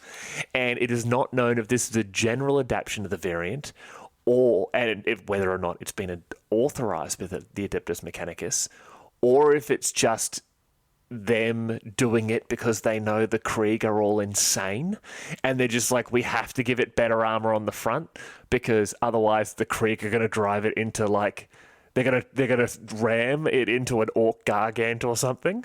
Yeah, I do like that. That's actually quite cool. This we're noticing, from recovery of damage to destroyed vehicles, we're noticing that the front armor is cooked. Yeah. It's there's nothing bad happening to the sides and almost nothing happening to the rear, but the front armor is where all the kill shots are happening. So let us reinforce that point, because if we don't reinforce that kill point area there, all we're doing is giving targets for the enemy to shoot at. Yeah. Yeah, righty. Interesting enough, they have no idea when the Annihilator first came out. There were confirmed sightings of the Annihilator as far back as M37, but interesting. It does appear in Legions Imperialis. So that means it's obviously canon that they existed back during the heresy as well. So whether it was like an official tank or it's just something that was made ad hoc and was seen as really effective and then took off from there. Yeah, because that's interesting, because if it's named for the Annihilator, that is the Space Marine Annihilator, right? The Space Marine Annihilator, from what I remember way back in the day, it's again, the Space Wolves were the first one to get Predator Annihilators. That was made out of necessity. I think they didn't have availability of Space Marine autocannons, or they needed a particular... Yeah. They needed to gear up their Predators for proper tank hunting. And they're like, the autocannon's not going to do it. Let's twin-link some las cannons and throw them in a turret. So it's almost like, did the design for the Leman Russ exist? And then only after the Space Wolves started calling their Predator Annihilator, they're like, oh yeah, that's an Annihilator as well. But I don't think, in fact, I've just looked this up here, the Predator Annihilator didn't appear until M36. Okay? Yep. But we have the Leman Russ Annihilator appearing in the Heresy. I think you're absolutely right in this, where they've just said, well, it's the last cannon Leman Russ. Like, it'll be, the Patton 246 or something. Then the Space Marines say, we've got this, we're calling it the Annihilator. And the Adeptus Mechanicus go, okay, well, that's the Predator Annihilator. This is the Leman Russ Annihilator. They're like, that name rolls off the tongue a lot more than variant 27B36067 Alpha. It's like, we struggle to call on that for support. Quick, we need a variant 2736. Just somebody bring some las cannons, We need something to annihilate a tank. Annihilate, you say? Annihilate. Well, we could use the variant 2367B2. No, just bring an annihilator. We don't know what that is, so we're not helping. While writing that down, we lost the battle.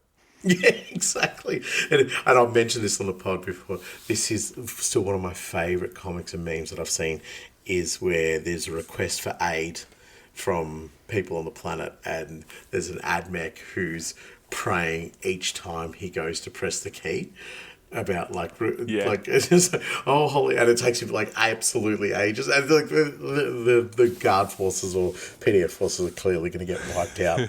So look, for me the Annihilator is, as I said, I do run one just because why not? I have it, I run it.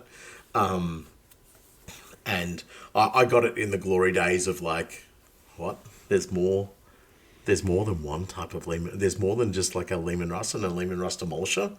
Excuse me? What is this?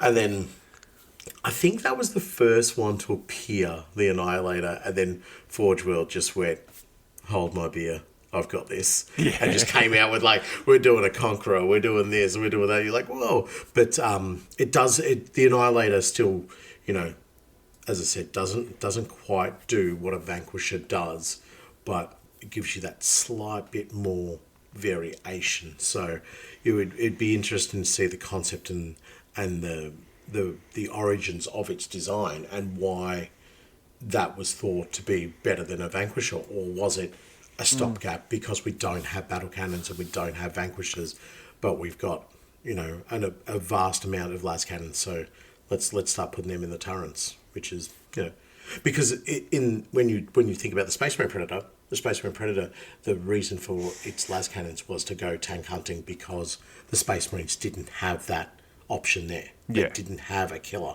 But we know the Vanquisher existed at the same time as the Annihilator. So what is the reasoning for it? But yeah, it's just a pondering question. Interesting enough, Annihilator not in the Codex anymore. What? Yeah, Annihilator's not in the Codex. You can't take them on tabletop in 10th edition. Right. So they just look like heavy autocannons now. They're just super heavy autocannons. Yeah. Oh, that's a bit disappointing. Oh, I mentioned this tank, the one that you're going to read about. I love this tank. So, this is the Leman Russ Conqueror. One of the less common Leman Russ variants, the Leman Russ Conqueror is only produced... Stop 1 second. I've let it go long enough. It is Leman Russ. Call it Leman Russ. You're saying Leman Russ the whole episode. I've been changing the way I've been saying it each time. That's really annoying. One of the less common Leman Russ variants, the Leman Russ Conqueror is only produced in any significant quantities on the Forge World of Griffone 4, where the standard template construct plans for the design were originally rediscovered. Armed with the Conqueror cannon as opposed to the standard battle cannon, the Conqueror sacrifices outright destructive power in exchange for improved mobility and accuracy whilst firing on the move. The Leman Russ Conqueror comes standard with coaxial mounted storm bolters and searchlights, removing the need to expose a crew member to fend off oncoming enemy infantry. The back turret houses an armoured ammunition access hatch, making rearming the tank quick and easy. The hatch is also used to dispose of spent Conqueror cannon shells. Now, this is I'm going to call it the light medium tank of the Leman Russ family. Yeah, I like that, light medium. Yeah. So, it is specifically described as being the fast one. Like what's the word I'm looking for? it's lighter in every respect, and it specifically mentions in the technical specifications of the Conqueror that its high power to weight ratio makes it an excellent cavalry tank, and in fact points out that it has higher maneuverability and ability to rapidly deploy. So going by that there, not to mention the fact that I do love the fact it says, oh yeah, we've also mounted the Stormbolter to the front of the turret, so we're able to fire the cannon and then shoot tiny rockets at them as well. Yeah. But it's genuinely, it's a sprinter. This is the thing that you are rapidly deploying. You'll have your regular Leman Russ tanks at the front. The Conqueror is ripping down your flanks to quickly shoot, move. It's a sniper, basically. Well, the way I look at it, it's like a reconnaissance enforced tank. So you want to get forward, but you definitely know the enemy's there. You definitely know that they have something of significant numbers, but you need to press on and support the recon forces. So this is a tank that can not only match the speed of your reconnaissance forces, but bring enough firepower to actually, potentially roll that initial reconnaissance mission into an out-and-out pitched battle. So this tank is going to give you that flexibility that a standard Leman Russ is not going to give you as a main battle tank. This is almost, as you say, a light medium. I feel it's almost like, it teeters a little bit on the brink of making a Leman Russ a bit of a scout tank as well.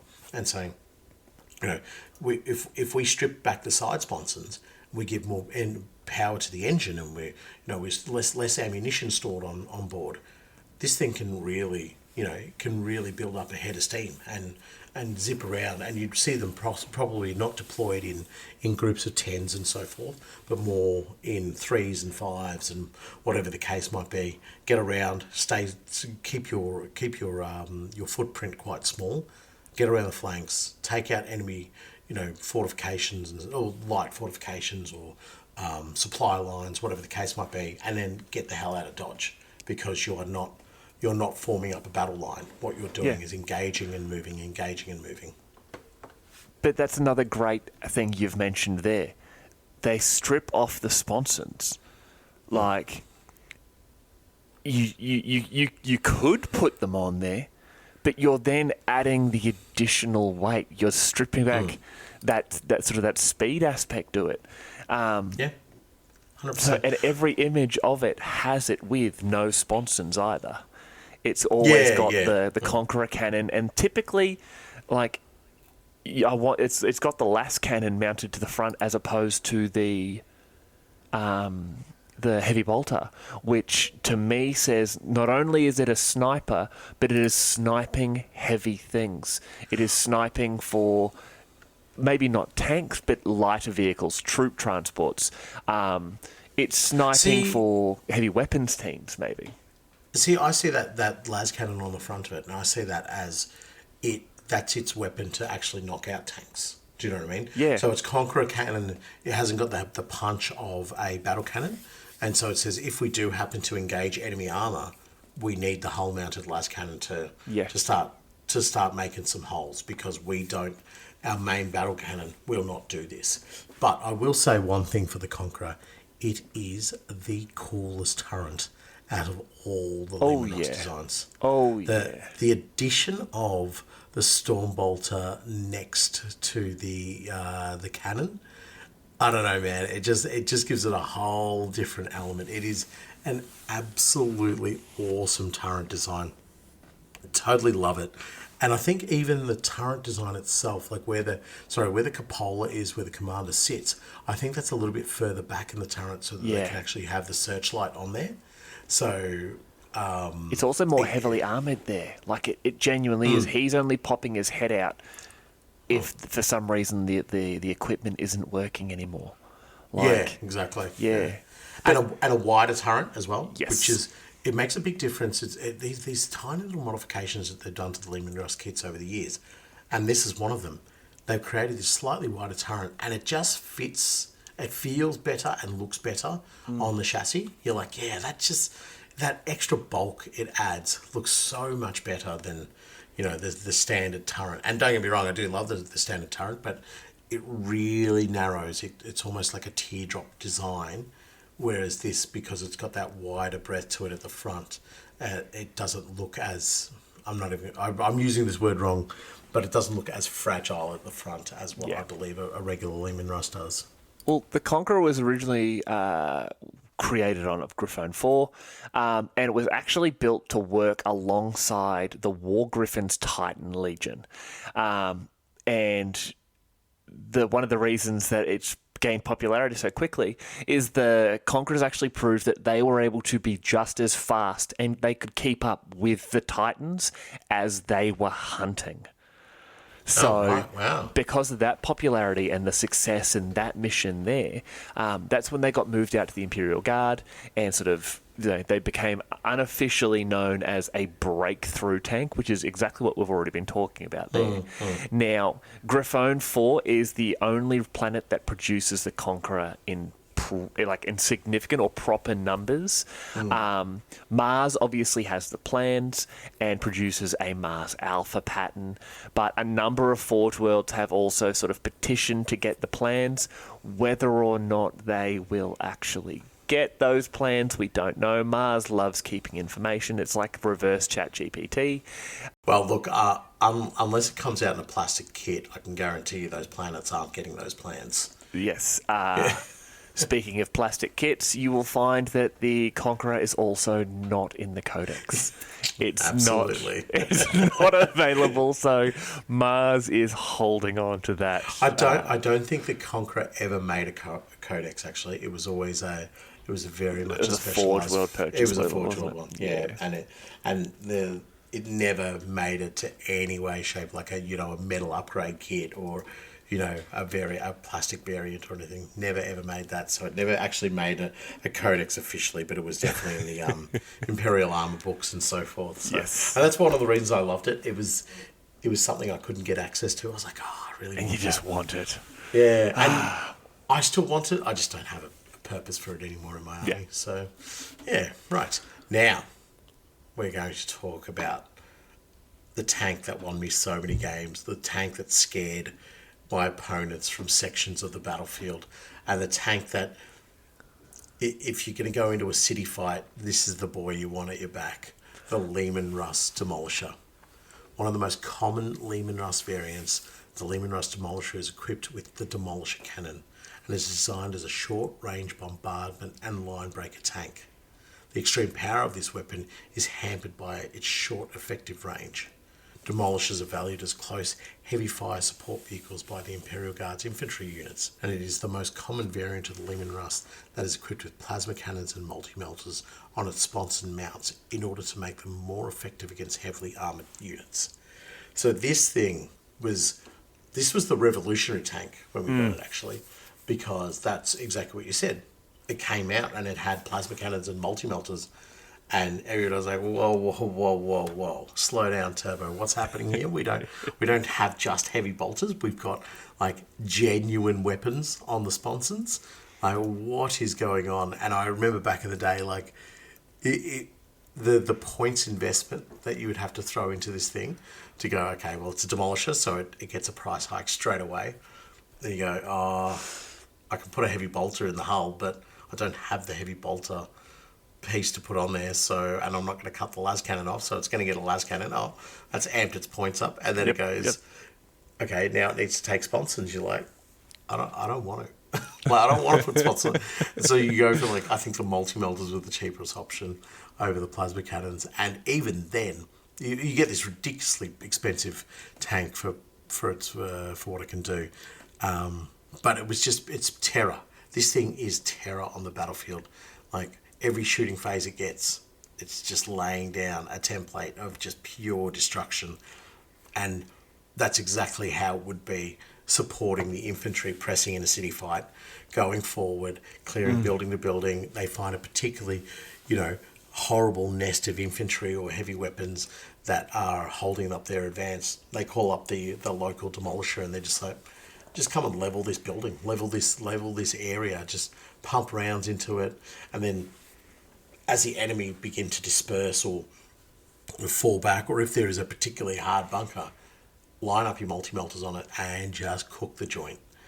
And you could, this is, I don't know, there's something really iconic about this tank in the sense that where you have it with the Leman Russ battle tank, you know, potentially fighting over wide, broad battle fronts and so forth.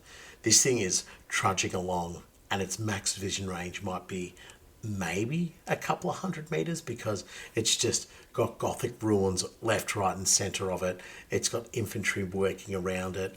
It's very claustrophobic, and the crews would have to just, like, in that kind of environment, all it takes is one lunatic heretic to have a multitude of melter bombs strapped to them, and just decide to go hug your tank. Or, you know, there's booby traps on the road, there's, you know, anti-tank mines, there's tank traps that block you in, and then suddenly your rear arm is exposed. So the type of crews that are in these vehicles, they're not the, you know, the barnstorming captains and sergeants that sweep across the fields in Leman Russes. These are, we find a position, we hunker down, we kill everything, let the infantry sweep forward, and then we advance, you know. I specifically remember, I think it might have even been you that we played a city fight game in. And I thought I was so cool, and I'm pretty sure it was against you, because I had my Empress Children and Lucius the Eternal, and I was behind all sorts of cover, and I'm like, yeah, you cannot get me. Yeah. And the Demolisher dropped a template, a plate, wasn't it? Yeah, big 5-inch. Yeah. Yep. And I was just, yep, sweet. And you were like, that's cool, I'm just going to aim there. And you hit, and I was just like, that Emperor's Children's squad is just gone. Except for Lucius the Eternal, who was standing there just moonwalking, because my Lucius the Eternal could just not be killed. But that's what made it so deadly in city fight battles, where it didn't matter, because it was just dropping plates on you. It was... It was perfect. And then, the sponson weapons, or the last cannon on the front, was basically just... It was just gravy on that delicious meat pie of happiness. Yeah. Like, you took those in really terrainy boards, and unless they got right up close to you, your Demolisher was making its points back by turn 2. Absolutely. And that short range, and I think it was 24-inch range back in the day, that short range that we talked about, it was all mitigated. Because it's like, who cares? You've got to come and get me, because if I decide to come out and get you, you're going to be in trouble. You know what I mean? So, and I think it was one of the first weapons that, this is back in second ed, I remember me and my brother talking about it, but it was one of the first weapons that we had readily accessible that was straight up strength 10. You know, when that was that was the peak of the mountain. It was like, wow, we've got a strength 10 weapon. Like, this thing is and I remember, this is all coming back to me now. Remember, like, if you doubled your opponent's toughness or something, like, it didn't matter how many wounds they had, they would just kill them. Yeah, exactly. So this was able to knock down toughness 5 things, and just like, you got 4 wounds on it, doesn't matter, it's dead. It got hit by a strength 10 weapon. See you later, sunshine. But this is the type of tank that would become notorious with Imperial Guard regiments and companies and so forth, and notorious in a positive way. That's like, you know, that's maybe the name of the tank is like, you know, the Bone Cruncher or something like that. Don't worry, boys, we're getting hammered here by the tower, but Bone Cruncher's here. And then you just hear this shot ring out of just like a fire of this massive Demolisher round, just cleaning out buildings, watching bits of battle suit and tower armor fly left, right, and center. But you can also imagine, it's, you know, we need to clear this town. We need to clear the ruins of this city. And it's like, yep, Bone Cruncher. You see that building there? Yes, sir. I don't want to. Yes, sir. And then exactly. just those big Demolisher rounds just destroying level by level of these towers or these apartment buildings or, you know, these hab blocks, and just because it's a siege tank, it's just it's just dialed up to 11 in all of those aspects. Like the front armor hull, the turret armor, because do you remember the old metal demolisher cannon when it used to attach to the front of the... I'm literally looking at the box here. Yeah. How it's got that big boxy armor on the front. Yeah. Because that represented the fact that the turret, its armor was 200 millimeters thick. Yeah, right. Versus the 150 mil on the front of the actual tank. Like, they had to up armor the turret because of the size of the gun they put into it. Yeah. And it's renowned for having more armor all round. Like it had better side and rear armor because it didn't have, within those city fight environments, it didn't have that flank and rear protection of other vehicles. It required its supporting infantry to do those jobs. Now, if that infantry unit gets wiped out, you're in trouble, sweetheart. You're going to be there on your own. So you need that extra little bit of defense to keep you holding on. I'm just thinking it even specifically says there, like the weapons it gets on the sponsons, with be it the heavy flamers or the plasma cannons or the multi-melters, they were specifically designed, well, the flamers and the plasma cannons were really designed for purely those city fight situations where flamers can just be burned into a building or, down alleys or into rubble and it gets around the cover you're trying to hide behind. Plasma cannons doing the same sort of thing, whereas the heavy bolters and multi-melters, I always thought seemed out of place on a demolisher.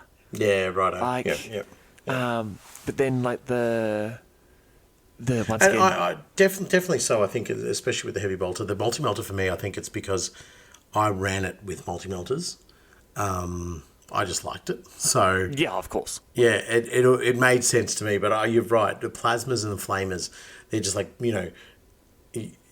even the plasma when it fires is going to leave a ball of burning plasma in a building. So it's not like it just fires a shot and then it dissipates. This is going to nuke an area and cause grief and harm to anybody else who tries to come back into that zone. Very much like the heavy flamer. To me, the ultimate demolisher build was heavy flamer on the front, sponson heavy flamers, and just heavy stubber on the cupola for the commander. Because in my mind, it was you're dropping pie plates on fortifications, you're flaming anything that gets too close, and the commander has the heavy stubber because why not? It's a heavy stubber. That's it. Oh, and the big dozer blade. You had to have a big dozer blade in City Fight. Oh. Yeah. Absolutely. It needed it. It just needed that massive chunk of metal on the front. Yep. And the heavy stubber makes sense because what I mentioned about the crews earlier, these are the type of crews who just be like enemy pressing, jump out, start cooking up with the small arms weapon, just until other stuff is loaded or until we can get a better visual with the turret. Just get that heavy stubber kicking along. Yes. Yeah. Oh. No, I'm a very big fan of it, and it's crazy. I don't know why, but the Rogal Dawn and the Demolisher, I don't know. They seem to be like share a bond for some reason, and I think it's mainly because of the extra heavy stubber they have with the guy on the back. It's sort of like this tank gets down and dirty, even though it doesn't. I just have that imagery attached to it, and the fact that it's bristling with weapons as well. So yeah, the Demolisher I think is. Oh look, I mean I've got a very clear and definitive top 3 in terms of the variants. But the Demolisher's definitely in that, for sure. It's so iconic. It's been around for so long. And the fear it strikes into an opponent. It's just wonderful. It's a wonderful thing to see. It's not a pie plate anymore. It is a D6 +1 attacks with a range of 24 inches. But it's damage D6. So if you could effectively then roll 42 damage if you got 6 and 6. Yep. Wow. Yep. I should take a Demolisher. Well, I mean, your opponent would have to fail their armor saves. you'd have to roll a wound, and there's a few steps to it, but yeah.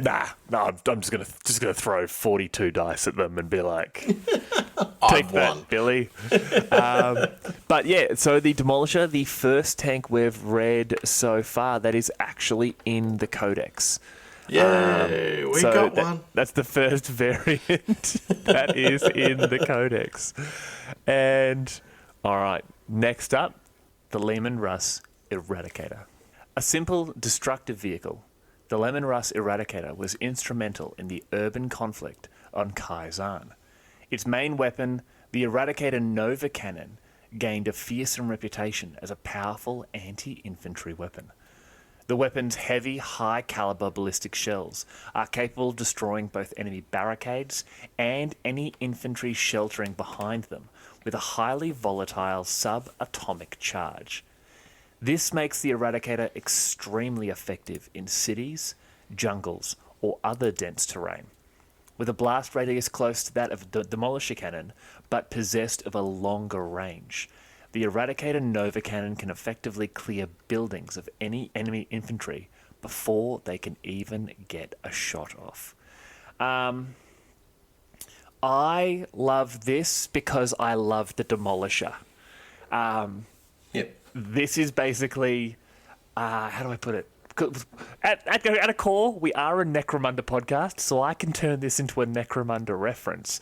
This is the last version of the auto gun of the grenade launcher that is the Demolisher. The Demolisher is a grenade launcher. This is a grenade launcher with like a plasma grenade instead. Yeah, I screwed that up, didn't I? I screwed that up a lot. Because I get what you're saying, but I've always viewed the Nova Cannon as Demolisher light. Like, it doesn't quite pack the punch of a Demolisher, but it certainly does the job. Like, if you're fighting infantry, if you're fighting small things, bring a Nova Cannon.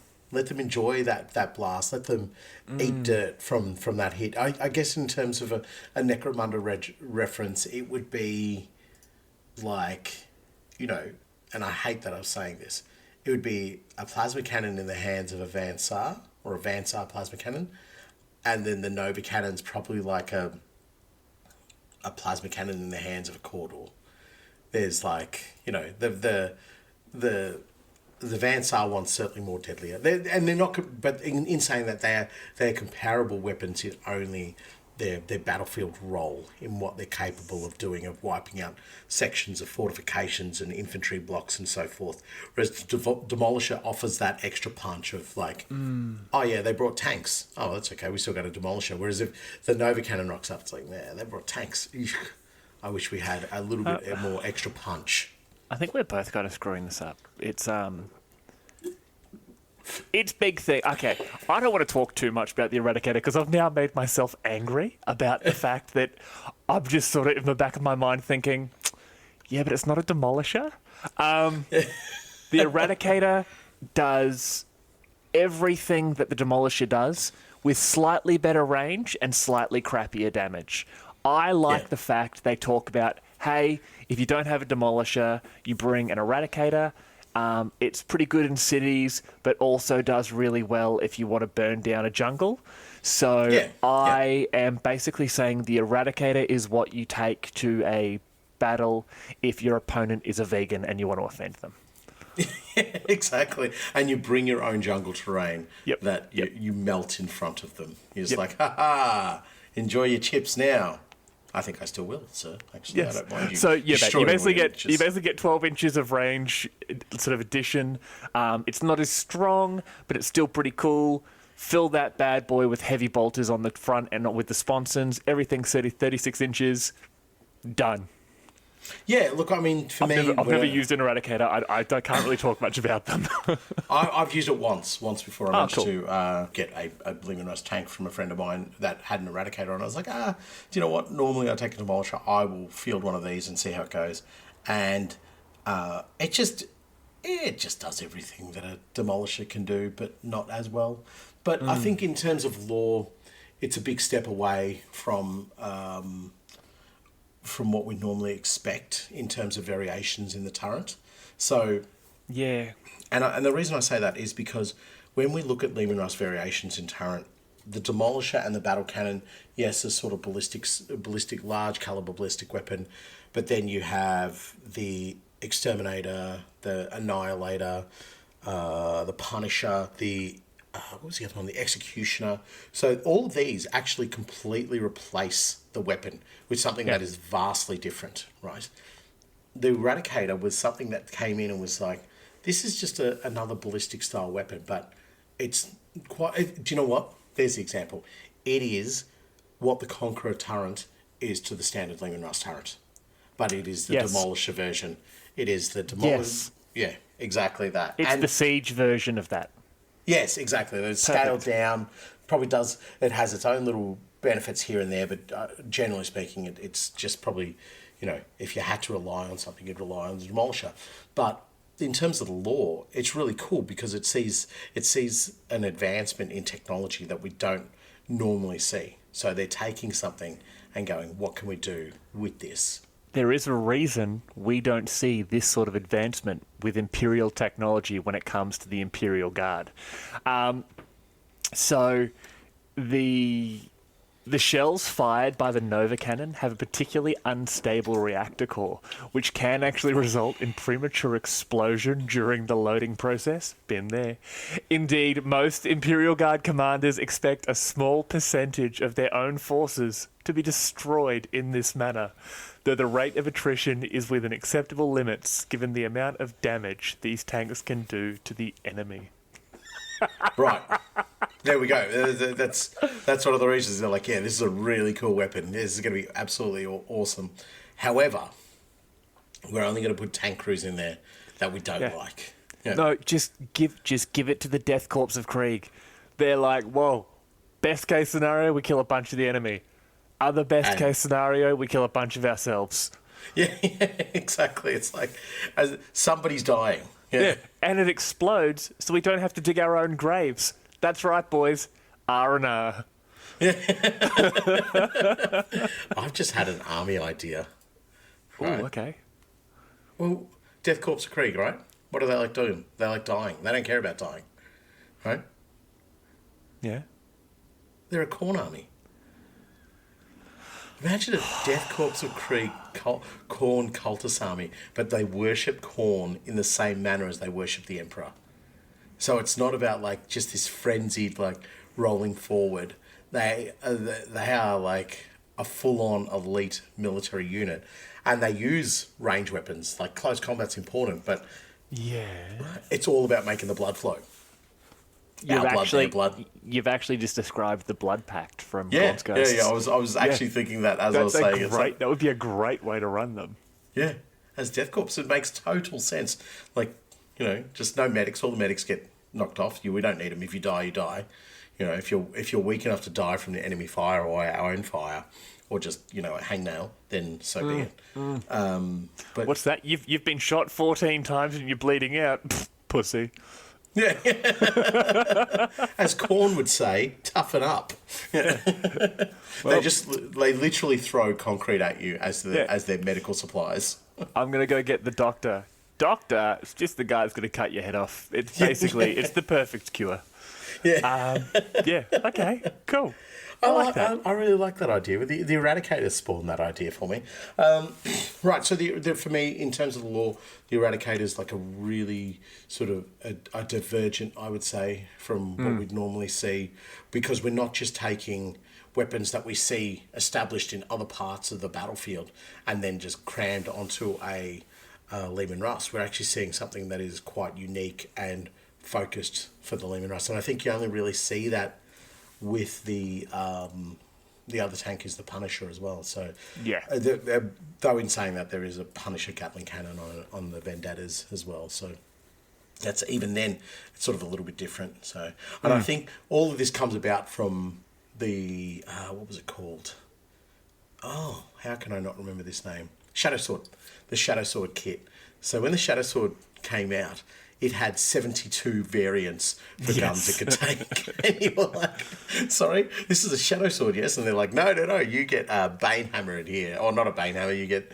maybe it was a Bane Hammer, I don't know. But it gave you so many variants on the barrels. You were just like, Oh, There's only like 4 words. It's like Bane, Shadow, and Storm, and then there's Hammer, Blade, and Sword, and you can mix any of those first and second words, and you get a legitimate type of tank. Yeah, exactly. And some of them would just like change the very end of the barrel, and that's what I feel like the Eradicator benefit from was the fact that there was a lot of barrel changes, and somebody's just gone, "Oh, let's bolt this barrel onto here." Whoop-de-doo, Basil. We've got a new tank. But speaking of new tanks, I will read about our next tank, which is the Indomitable, and one of my favourite Leman Russ variants, the Exterminator. The infrequently seen Leman Russ Exterminator variant is armed with turret-mounted twin-linked autocannons and is generally deployed in an anti-infantry role. Sometimes the Exterminator is also utilised as a stopgap measure for anti-air defence due to its rapid-firing speed. It is especially effective against lightly armoured horde armies such as orcs or tyranids, and when the tank is equipped with an all anti-infantry weaponry, such as heavy bolters, it is capable of laying down a withering hail of ballistic fire. While the twin-linked autocannons have recoil dampeners, they lack muzzle brake or flash suppressors. The Exterminator is unique in that it is also used in small numbers by the Space Wolves, making it the only Leman Russ variant fielded by any Space Marine chapter. Lies. Who else uses it?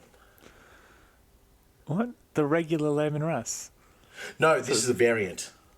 Oh, it's the only variant being used. Yes. The Bile Predator. There you go.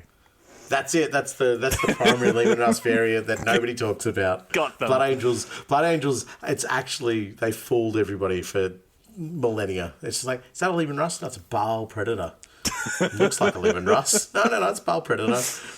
Okay, everybody, he's Horus. Go get him.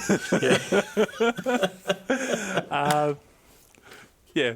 Okay. Sorry, I was wrong. I misunderstood what you said. Oh, you didn't listen to me read. Okay, cool, yeah. Classic Sam. So this is one of my favourites, and I think it was one of the first variants that we got as well, like way back in the day. I'm pretty sure, yeah. Yeah, it was the twin-linked autocannons, and I think the twin-linked las cannons were some of the most earliest variations that we were actually able to use. Yeah. But I like the idea of this Leman Russ. This is I don't know. There's something about it. This is like a withering hail of firepower from those twin-linked autocannons, and it is something we don't see up until we finally get the Punisher, and the Punisher just ramps it up to 1,000,000 in terms of rate of fire. But this gives out that firepower of, like, I think back in the day, autocannons, 10th edition, and from 3rd to 7th, autocannons weren't really Space Marine killers. Like, they could wound them easily and so forth. But before that, and now in 10th edition, they're Space Marine killers because they've got such a decent save modifier that they're applying to opponent's armour. I don't know what the save modifier is in the modern game for them, but back then I think they used to be -2, which was massive because you were changing that 3+ save to a 5+ save, which is almost, you're looking at almost a guaranteed fail if you're rolling large numbers of them. So that imagery that I have of it is really cool because it's just like thumping down rounds, and it's heavy infantry, light infantry, light vehicles. They're all getting cooked, and given the style of commander inside the turret, they'd probably go engage other battle tanks, knowing that they can't take them down, but they want to try and maneuver to the back of them. Like, they'd be like pumping firepower in, trying to get around the back of these tanks to open them up from behind. So the Exterminator just has a very special place in my heart because it is that rapid firing tank that I guess the modern equivalent is like when there's anti-aircraft guns mounted on tanks, and they're just boom, boom, boom, boom, boom, rip it away left, right, and centre. And it's just intimidating because it's an armoured hull that just lays down a tremendous amount of firepower, and it's like I'm thinking from a lore perspective here, not necessarily from a game perspective, but it is a consistent rate of fire that is pouring out. And as the read says, is you mount it all with heavy bolters, this thing becomes like just a pillbox of death. Imagine an orc advance on this position, and the Eradicator rocks up, and it just starts its light show. And just... That's how I picture it. I picture them driving up, and it's that, there's two things on the internet I love, and my wife will often bring up the first one. It's like the number of times a man thinks about the Roman Empire. Yeah. Like, every day. I think about the Roman Empire every day. And there's another one I see on the internet a little bit recently. It's that every male at some point has a daydream about being able to sacrifice themselves to save others. And I see the Exterminator literally as that. You can imagine that they're evacuating the hive city or the base, and everyone is trying to get to the transport, and that horde of orcs or that just tide of Tyranids is coming.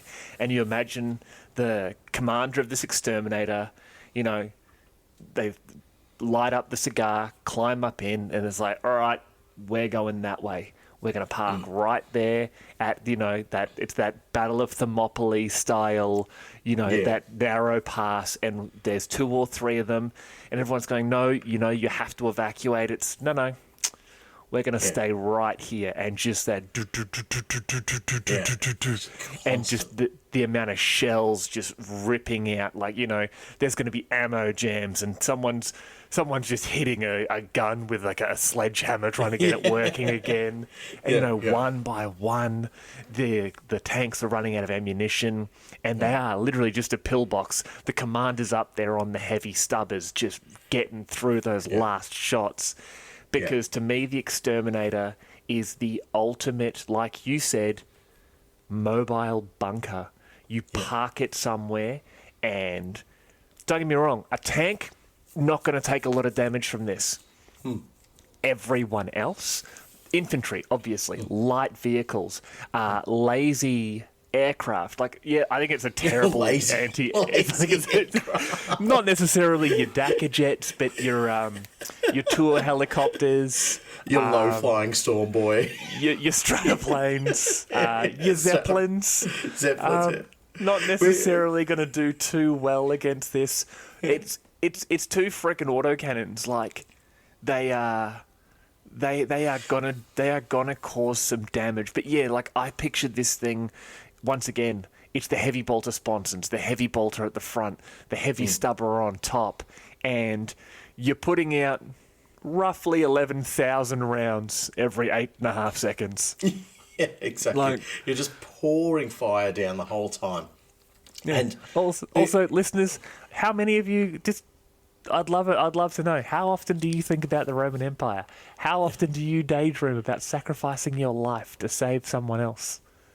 Every day. Yeah. The sacrificing, for the last stand, that is definitely up there as a core thought.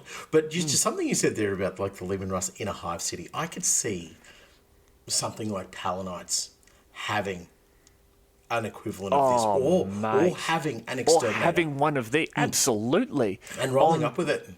Yeah, literally driving out to the the dust walls between the hive and the wastes, pulling up there, and basically, when Muti uprisings or nomads or anything, you can genuinely picture these things parking up and just going, well, they have to come to us. Yeah, because the thing about it's low tech enough for them to maintain as well. You took it out of my mouth. I was about to say, the thing about this is it's just ballistic weaponry, and it's weaponry they have in abundance on Necromunda. Autocannons, I think now they've changed the rules to be a specific Exterminator autocannon, but back in the day it was just an autocannon, so we'll just work with that. You just have autocannons, and you have heavy bolters and a heavy stubber on top. And the crew, they don't regularly run this vehicle because they're mainly Palanites or whatever, but they'll sometimes deploy it into the market square of a particular section of the hive and just say, there is a Goliath gang in there causing an absolute ruckus, and they've reinforced the area. And they're just like, well, they can reinforce all we want. We've got high explosive, armor-piercing autocannon rounds. we're going to blow apart all of their building, and then whatever comes out is going to get eaten alive by heavy bolter rounds. And then whatever's left, we're going to mop it up and arrest it. Yep. Done.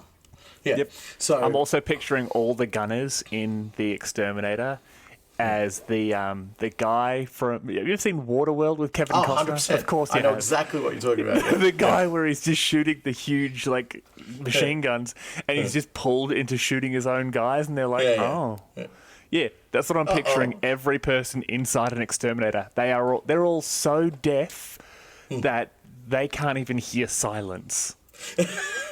Well, see, the thing about it is you can imagine something like a hive tank.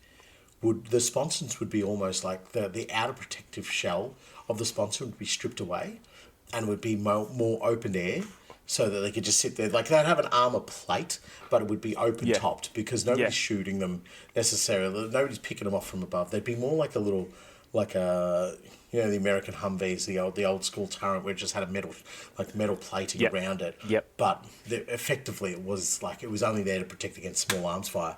That's what I can imagine this Leman Russ having, like a few armor plates here, a few armor plates on top. But generally speaking, quite exposed. Yeah, absolutely.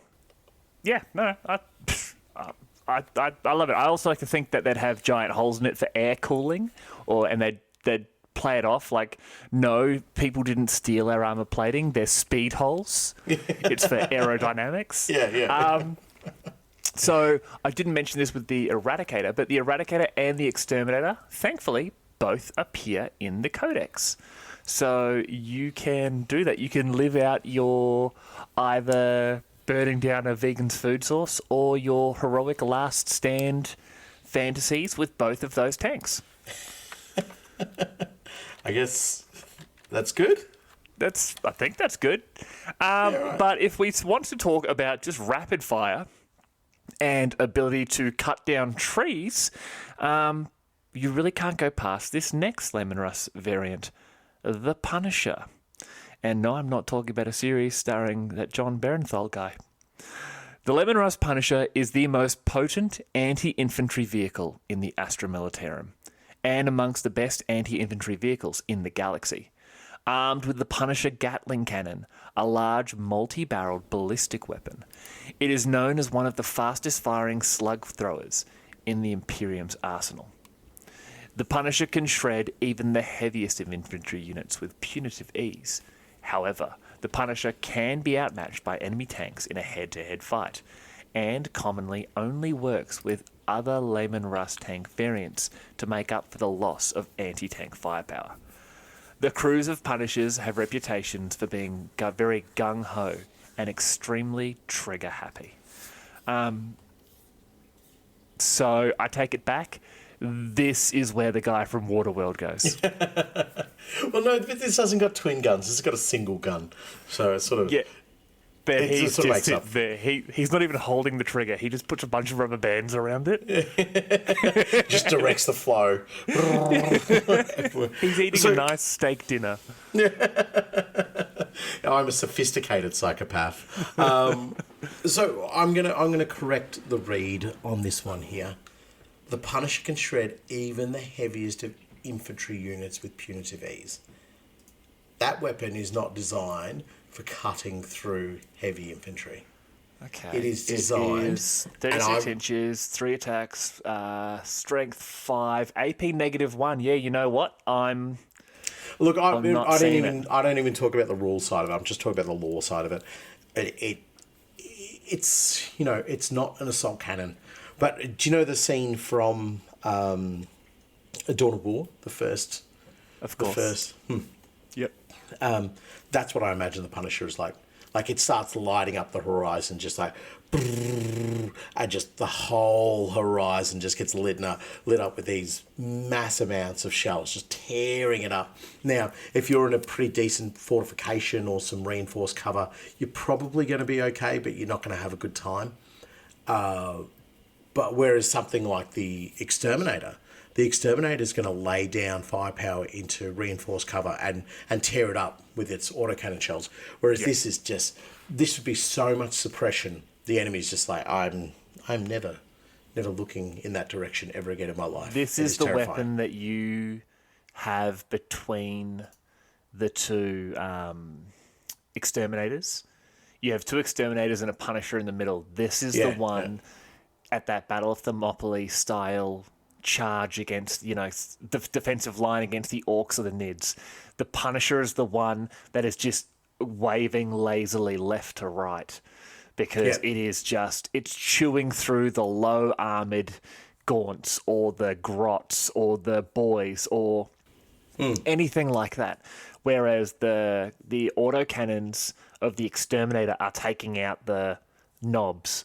They are taking out the Tyranid warriors. It's hitting those heavier armored guys. I agree with you. The Punisher is great for infantry, not heavy infantry. Not anything that can sort of deflect the shells or even absorb the sort of impact. Yeah, take the impact of. Yeah. Yeah. You'd be firing and say, even Tyranid warriors would just be like, okay, well, thanks for the scratch. That was cute. Yeah, but in terms of the lore, I could just see it. Like, it would absolutely light up areas mounted with heavy bolters, heavy stubbers, and so forth. And the reason why I don't see this thing in Necromunda, though, the reason why I don't see this as being run by Palanites as opposed to the Eradicator, is that it's almost too much. You know what I mean? It'd just be like a crazy amount of firepower to bring onto the streets of Necromunda. This giant Gatling cannon just tearing through hab blocks and whatever the case might be. Yeah. It's like, okay, that's like we need to chill. Daddy, chill on that one. We need to, the autocannon would be more targeted of, we need to take out a particularly heavily fortified area. Also, do you know much about Tyranids? I know enough. Their weapons and that sort of stuff? Sort of. Yeah. The Devourer, it fires a little flesh worm, yeah? Yeah. Is there a heavy Devourer or a... Because I know you can get twin linked in that, because the warriors have them. I think when they put on Carnifexes, they become this stronger variant. I think. Yeah. Don't quote me on that. Because if you could get one of the Tyranid bioforms that had almost like a rapid fire Devourer, it may challenge that claim made there that the Punisher cannon is the fastest firing slug thrower in the galaxy. Oh. Yeah, I can just imagine it's not slugs that they're flesh worms. Sorry, I was making a worm joke. For my worm enthusiasts, they'll find that really funny. No, you really wormed a joke out of that. See, I'm happy to share the embarrassment with you. Yeah. With this Leman Russ, though, it is the only variant that I could genuinely see having an ammo carrier accompanying it. So it would have to. It would. Yeah, you would need something else. There would be a support vehicle that goes in tow with the Punishers once, say if they're in company size or company support. That they would just be there just to provide additional ammunition. The Eradicator also as well, but probably not as, significantly important. But the Punisher, definitely for its main Punisher cannon. Obviously all the Leman Russ variants, other than, anything that's using a primary as an energy weapon, like the Annihilator and the Exterminator, would require large amounts of ballistic ammunition. So that's, large volumes of space being taken up. So they would all be in need of support carriers with ammunition and so forth. And that's where I could see the Punisher requiring its own dedicated ammunition supply, because those Punishers, as the read says, would be very trigger-happy crews, because once that barrel starts spinning, you're just like, lock me in, baby, here I go. Just boom, boom, boom, boom. So that kind of attitude and that kind of mindset. But even the commanders would be using it in that way as well. It's we want suppressive fire. We want, a punishing fusillade of fire coming down on this enemy infantry advance, or this fortification held by the enemy infantry. We want every nook and cranny lit up with Punisher firepower. So you're not going to be able to do that in short controlled bursts. This is, empty the ammunition stores and reload. 100%. And it's, again, I always mention things like this where we're never going to see this in a 40k battlefield, but it would be, there would be vehicles in the rear of the lines that would then press up once the Punisher is depleted and, switching just to heavy bolters and heavy stubber, the small arms, and would start the resupply process, resupply of its ammunition. I'm now picturing that scene, I think it was the third Matrix movie, where there's the Walker suits and the guys the humans that have run out and rip the ammunition hoppers off and sort of replace them. I'm now picturing basically that, like you've got the logistical arm of the regiment sort of behind the tank lines, and they're running up quickly, emptying spent hoppers of ammunition for the Punishers. Yeah.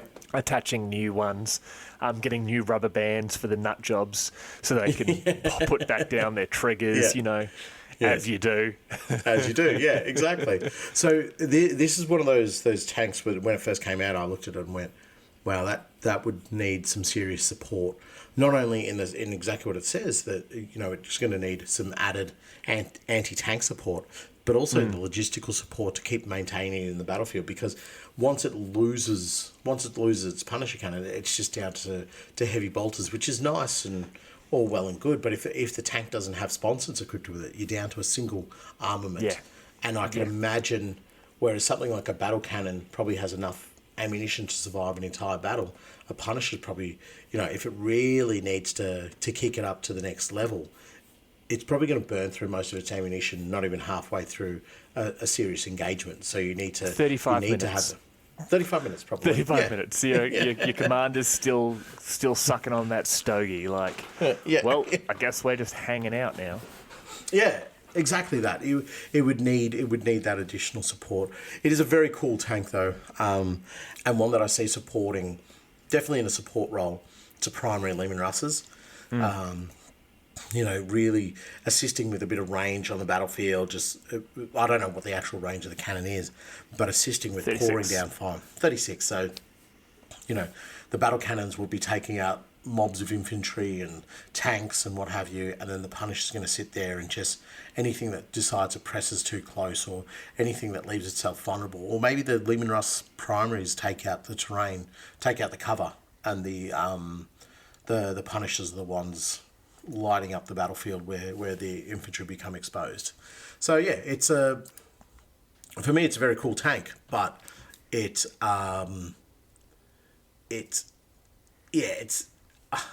I suffer a bit of like traditionalist vibes here. It's not a very traditional Leman Russ, and I'm like, yeah. You look a little bit too sophisticated, if I'm honest. Like even the eradicated Nova cannon's just like a single shell, whereas this looks like, oh, how many barrels are you firing with? Did you steal that from a Space Marine dreadnought? Is that what you've done? You naughty no good crew. It's that one Blood Ravens dreadnought. It's like, wait, who stole from me? Yeah. Like, is this what it feels like? Are they our new chapter master? Yeah. Exactly. So yeah, this one doesn't hold any sort of nostalgic value for me, this tank, unfortunately. But yeah, it's understandable. I've never actually used one in a game, mainly because I never got the miniatures, because I have a fascination with only using the old Leman Russ kit, which is not healthy. It makes it very, very difficult. Well, we do need to get you one, because once again, this is one that is actually in the Codex. This is one you can use. Yeah. So, well aware. How many Leman Russ variants are there in the Codex? There's 1, 2, 3, 4, 5, 6, 7, 8. Oh, 7. So there's 7. So I could get one of each of these in my Emperor's Fist tank company. Okay. Yeah, definitely. Okay. And then you would have the tank commander, who would be in a Vanquisher, as they always have to be. And then you'd need to have 10.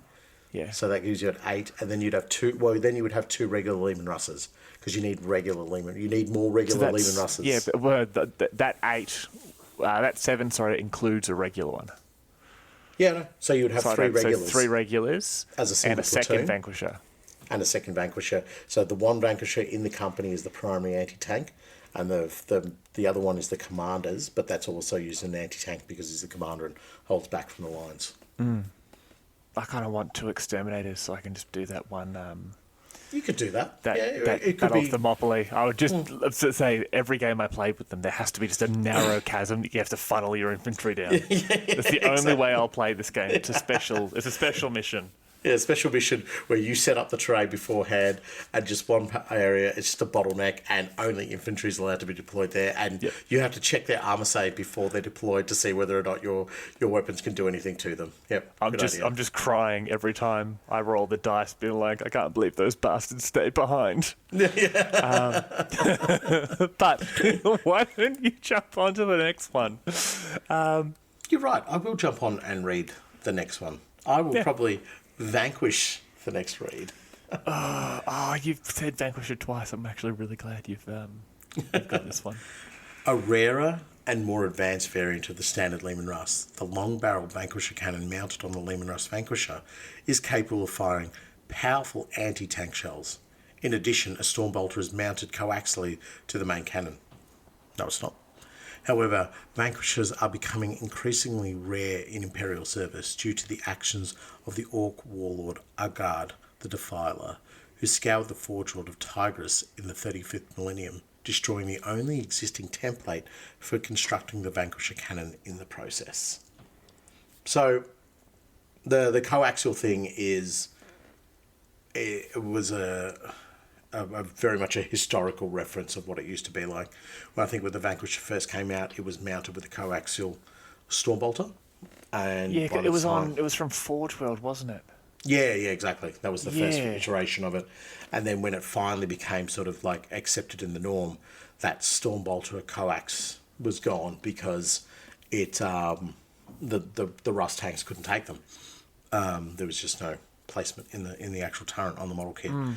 Yeah, so my first Vanquisher was a conversion because they weren't readily available for me back in the day. And once I read what they could do and once they became available in the army list, I was like, I need one of them. Plus, I like the idea of it, a proper dedicated tank hunting Leman Russ.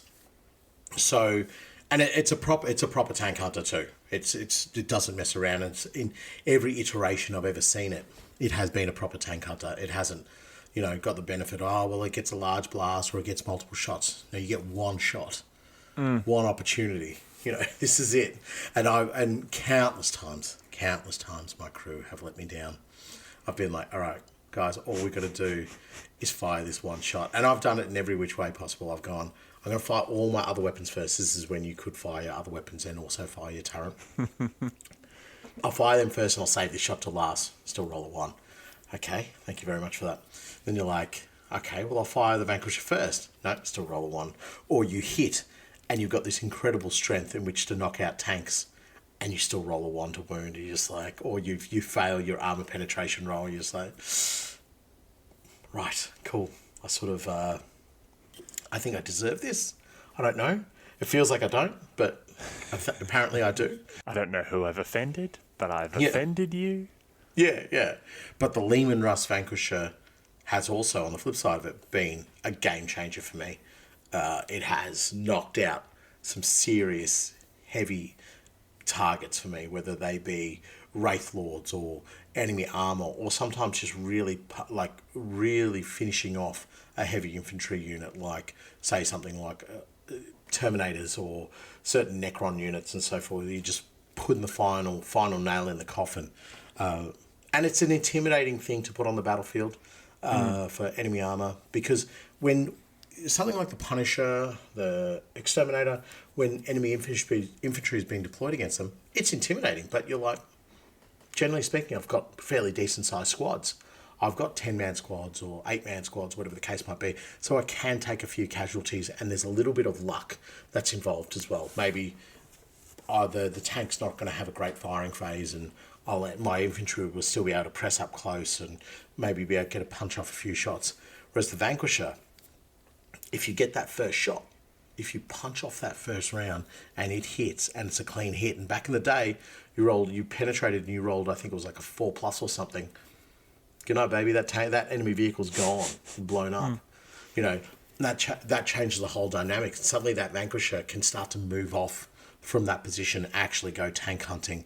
So you deploy a few armored vehicles against it, hoping to take it down. And way back, it had a premier, like especially in Space Marines, it had the premier anti-tank weapon. Las cannons are great, but they're not as well geared to anti-tank work as the Vanquisher cannon. So, but as I say, the trade-off for it is a proper dedicated anti-tank. Like if you're firing infantry with this, you've run out of targets or you're desperate. Yeah. Like while you were talking, I've looked up the original Vanquisher turret variants, and there was 2 of them that Forge World released that I can find. The variant from Styges 8, which was a very sleek, very predatory looking turret, if you know what I mean. And yeah, it's got the coaxial mounted autocannon, that sort of thing there.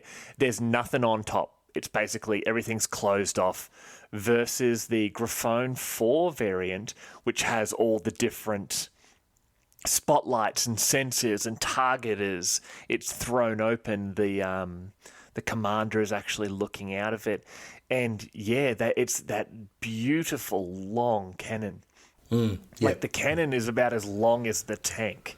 Yeah, it almost looks mildly comical at some stage. Like that's a long cannon. Yeah, but it's insane. Like, and it's really interesting because that Orc Warlord Argard the Defiler basically just destroys Forge World Tigris, but ironically, the 2 other Forge Worlds, Graphone 4 and Styges 8, are both producing their own versions. And these other planets are like, oh, hey, we can start doing this. Riser, who are very popular, a very popular planet of sort of production being a Forge World, but both Graphone 4 and Styges 8 refuse to let anyone do a comparison between their 2 particular marks of the Vanquisher. You're not allowed to. So they're just like, you can't compare them. But like the tanks themselves, they're very, very similar.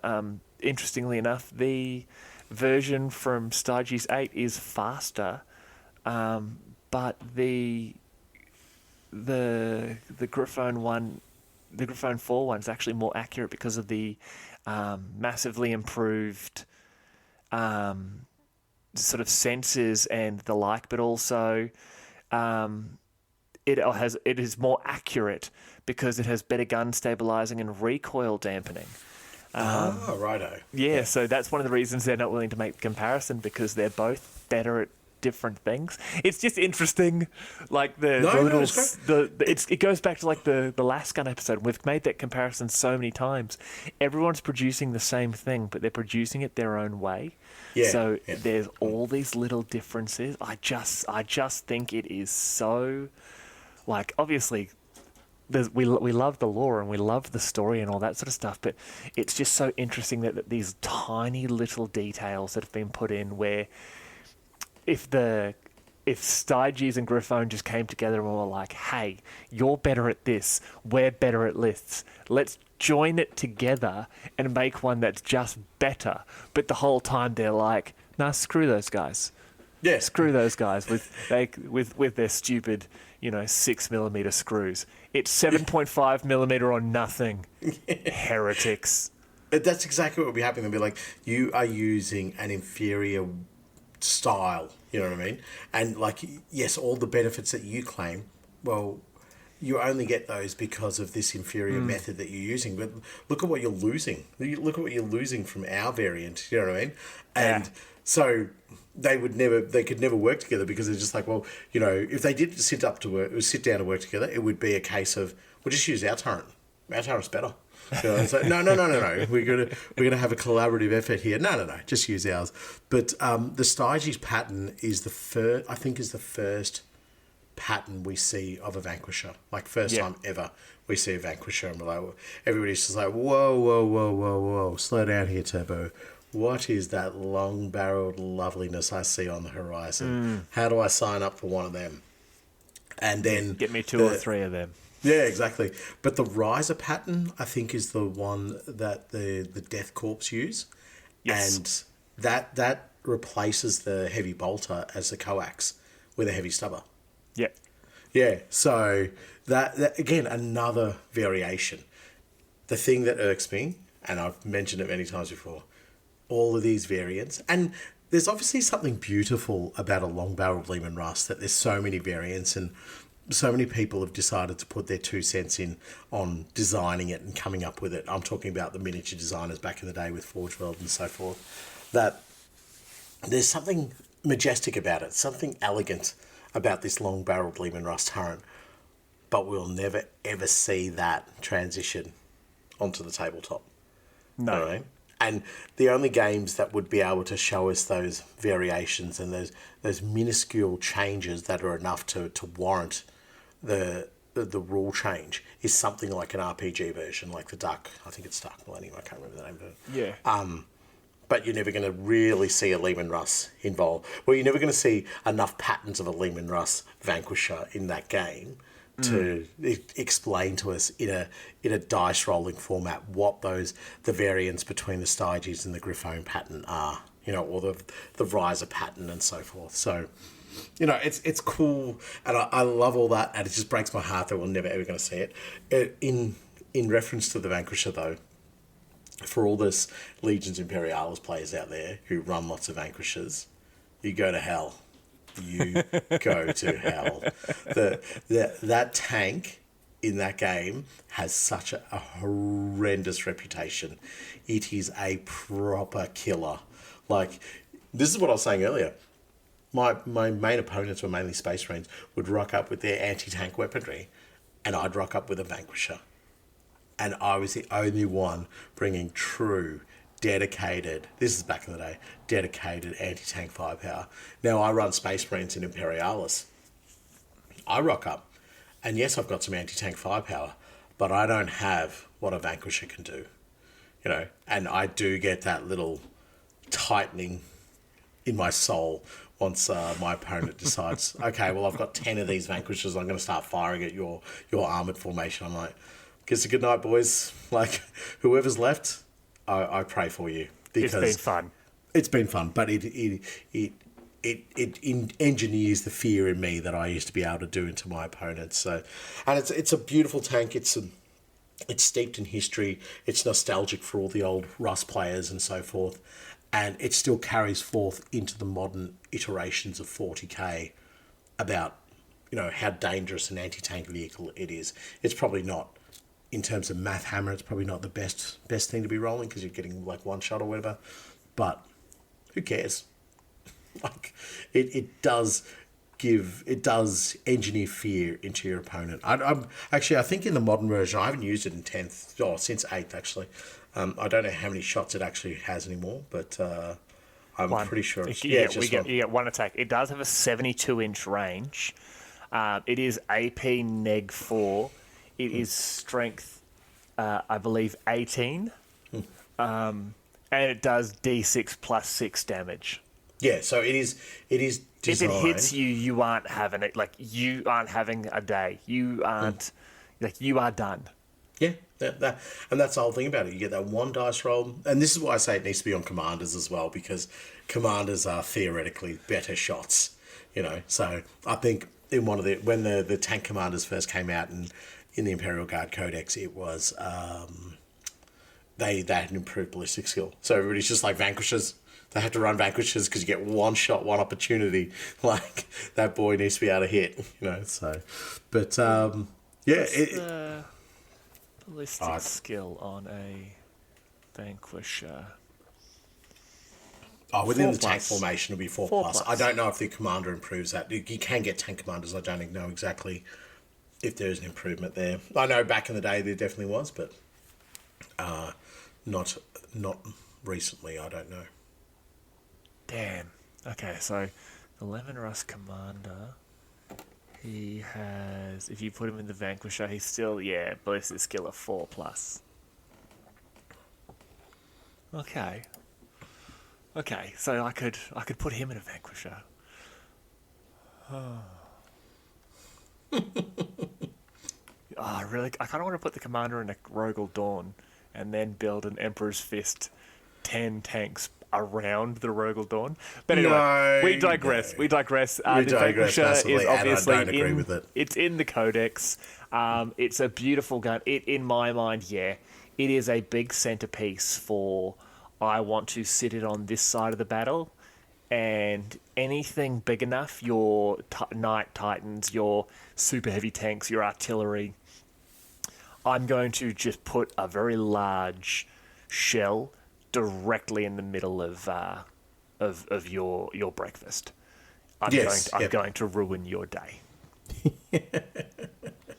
And that's exactly what it is. It's I'm going to stop your tanks, and as you read from the stats, then it can be very effective at doing it. Yeah. So, but it is only one shot. But it is only one shot. But I like it. I love it. So we will jump on to now the last of the Leman Russ variant that appears in the Codex. Other than obviously the Conqueror, but the Conqueror is included because it was sort of like a Forge World bolt-on. Yeah, do you know what I mean? Yeah. Sorry, I should rephrase that. The last of the standard Leman Russ variants is the way I should have phrased that. And if I remember to, I'll edit it so that's exactly how it sounds. But the last one there will be the Executioner. Now, a variant now only produced on the Forge World of Riser, the Leman Russ Executioner is armed with the Plasma Destroyer, a slightly more powerful version of the Plasma Cannon. A poorly understood and temperamental weapon, the Plasma Destroyer is often criticised for its high power requirements, limiting the tank's effectiveness in extended engagements. The turret features emergency vents, heat shielding, and coolant to both protect the crew and the weapon itself from damage, should a plasma containment field failure occur. However, due to bad design, the coolant feed lines run outside the turret and are prone to damage, rendering the emergency systems less than reliable. Crews dislike being made to work in the Executioner and are prone to bailing out at the first sign of trouble. Crews who willingly command these tanks are often seen as foolhardy, extremely brave, or insane. However, those crews who do stick to their tanks are among the best tank killers in the Imperium, able to take out even the most heavily armoured tanks and buildings due to their powerful main gun. When the tank takes too much damage, the plasma containment field for the main gun can short out, releasing an expanding shockwave of energy that can incinerate any infantry close to the vehicle. Shut up and take my money. If you think you're going to scare me away from being a tanker because you put me into what is effectively a large nuclear bomb that has tank treads on it. Yep. You underestimate just how dumb I am, my friend.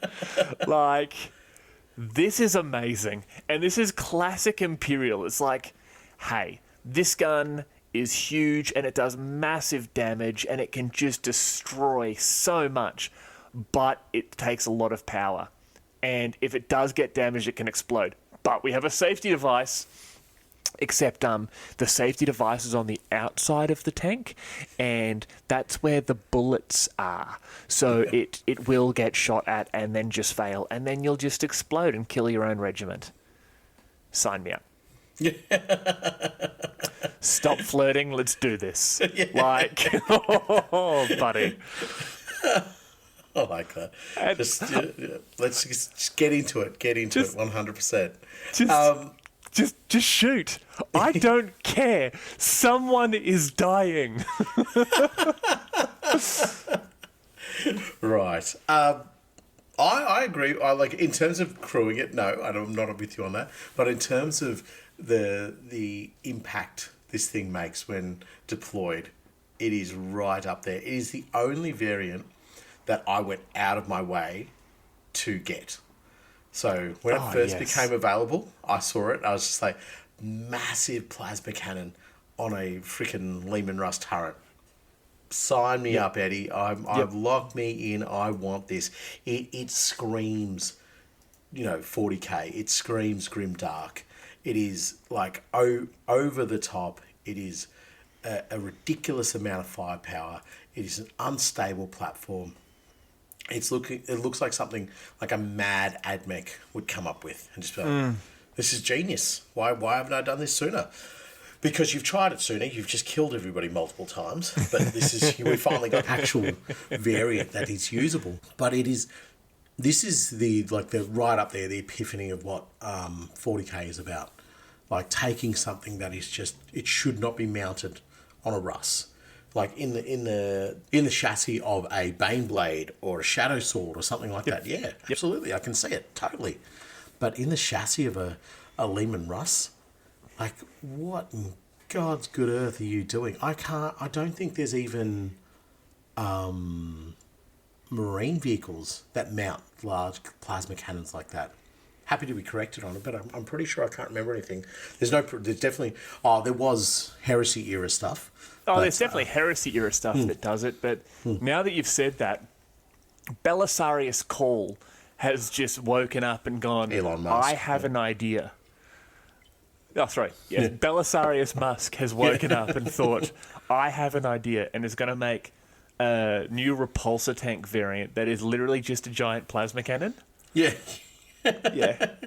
It just hovers around, fires, gets sent back about 300 kilometres from the recoil. Doesn't know if it's done its job, but so be it. Yeah. On the plus side, most Forge Worlds now have recharge stations where you can park your new repulsor executioner, and charge the battery for a moderate fee. Exactly. But yeah, I love this. I love everything about this. Is the proper technological insanity that the Imperium and the Mechanicum are known for. And I have one criticism about the modern model. All right, you look at the modern Executioner where it's that very boxy turret.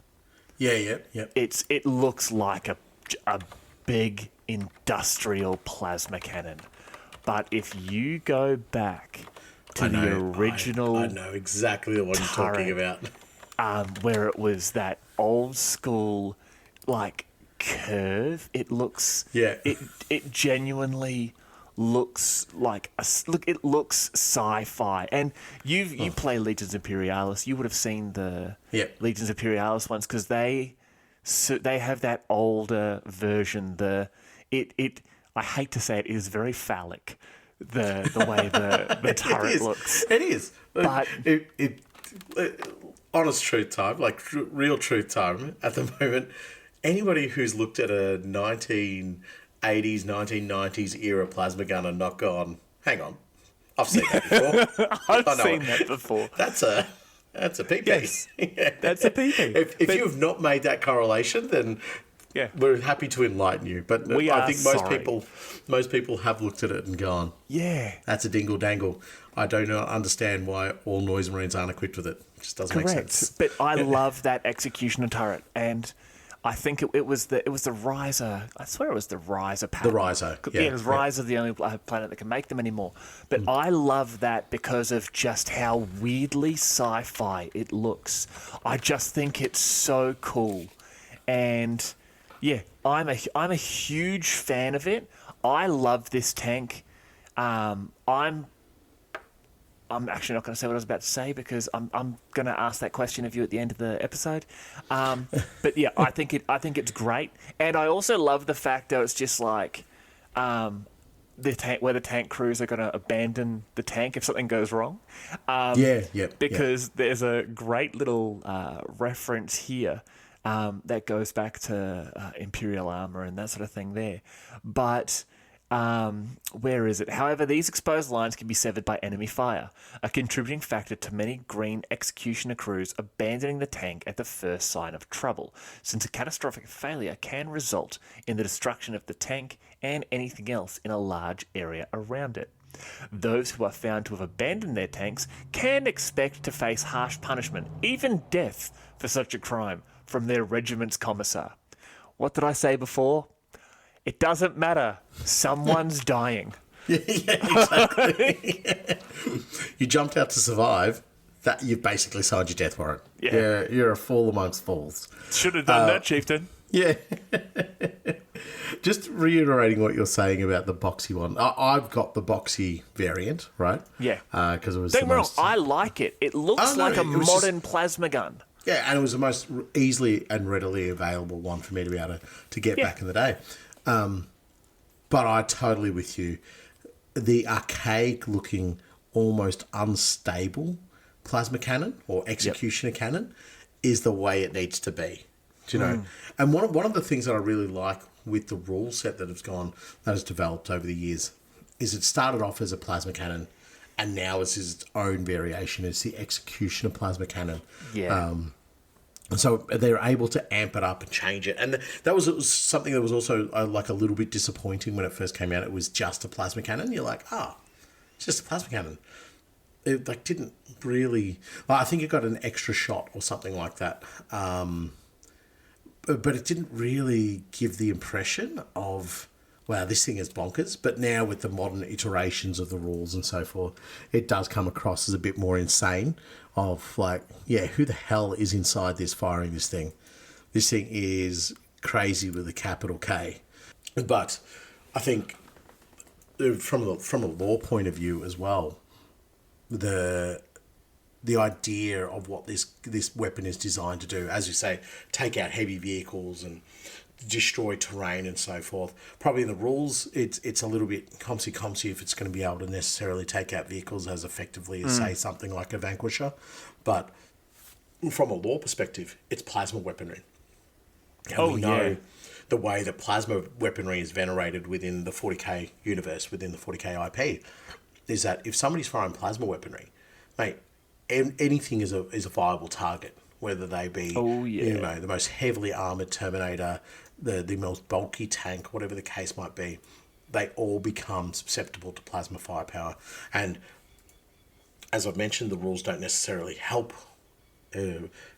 push that narrative, but in the law, we know that, on the streets of Necromunda, plasma weaponry, in the hands of a Space Marine, a plasma pistol, plasma gun, plasma weaponry on infantrymen in the guard. These are all very super dangerous things, and even the Tau run their own variation of plasma weaponry. You know what I mean? And it's basically considered, right up there with the top end of anti-tank, anti-armor, anti-heavy infantry, and probably a bit more tactically flexible as well. Like a melter gun's probably going to do better, but a plasma gun's going to be able to allow you to cut down mobs of infantry, but also slice through the hull of a tank as well. So yes, and this is that concept and that idea ramped up to 11. So it's like once the next tier of plasma weaponry we're looking at now is what we see mounted on the super heavy chassis, and the whatever's mounted on those super heavy chassis is actually the same equivalent of a Titan weapon. So this is there's in terms of what we currently, there's probably more available, but what we can currently deploy, there's not another step between this and the plasma blast gun, I think it is, that is mounted on the super heavy chassis. I know for fact I have that Forge World turret here somewhere. Well, look, put it into your company of tanks then, as you said you're going to do. So, I know I've got it here somewhere. I bought that. In fact, I have it on a Leman Russ that I was going to put into a Trader Guard army. Oh, yeah. Well, I played it. For that. I played it at our Apocalypse game when I took my Gene Stealer cult. That's how I know I have it. Where you took Gene Stealer cults in Apocalypse game against me? Yeah. No, you didn't. You do you remember? Against me. No. Do you remember we played at House of War? Oh, the House of War one. Yes, Miro that's was right. there, and Miro's Blood Angels got trapped in a tower, and he perils of the warps and summoned a keeper. Was it a keeper of secrets? No, Lord of Change. Lord of Change. Yeah, that's right. Inside the tower with them, and it killed his entire. Yeah, that's right. Yeah. That was when Grant had his Warhound Titan. And it got killed pretty much straight away. Yes, straight away. And so then we had to use a reinforced stratagem to bring it back. And it got nuked pretty soon after, but at least it got a bit of a better run than like deployed, destroyed sort of thing. And speaking of the Executioner, I have found there is another plasma weapon on the Space Marine in the modern tanks, not in the. This is the Primaris tanks going forward, the hover tanks, the macro plasma incinerator. So we are seeing another plasma weapon, but thank you, Belisarius Musk. Yeah, Belisarius Musk doing it for the people, or really just corrupting gene seeds with his dirty taint.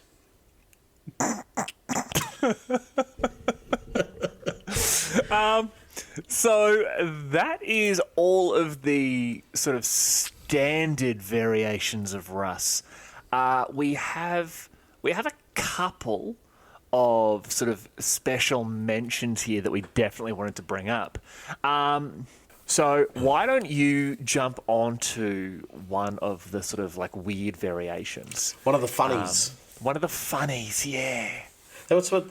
So there was a whole bunch of tanks designed for World War II that were designed for D-Day, I think, and they were called the funnies because they were all just variations on different. I think it was either Cromwell's or Sherman's, but I can't quite remember. I'm sure there's enough World War II aficionados who listen to this podcast who are more than happy to correct me. But one of our funnies is the incinerator. And I think the incinerator is definitely getting a lot more traction now because of the Horus Heresy series as well, and Imperialis.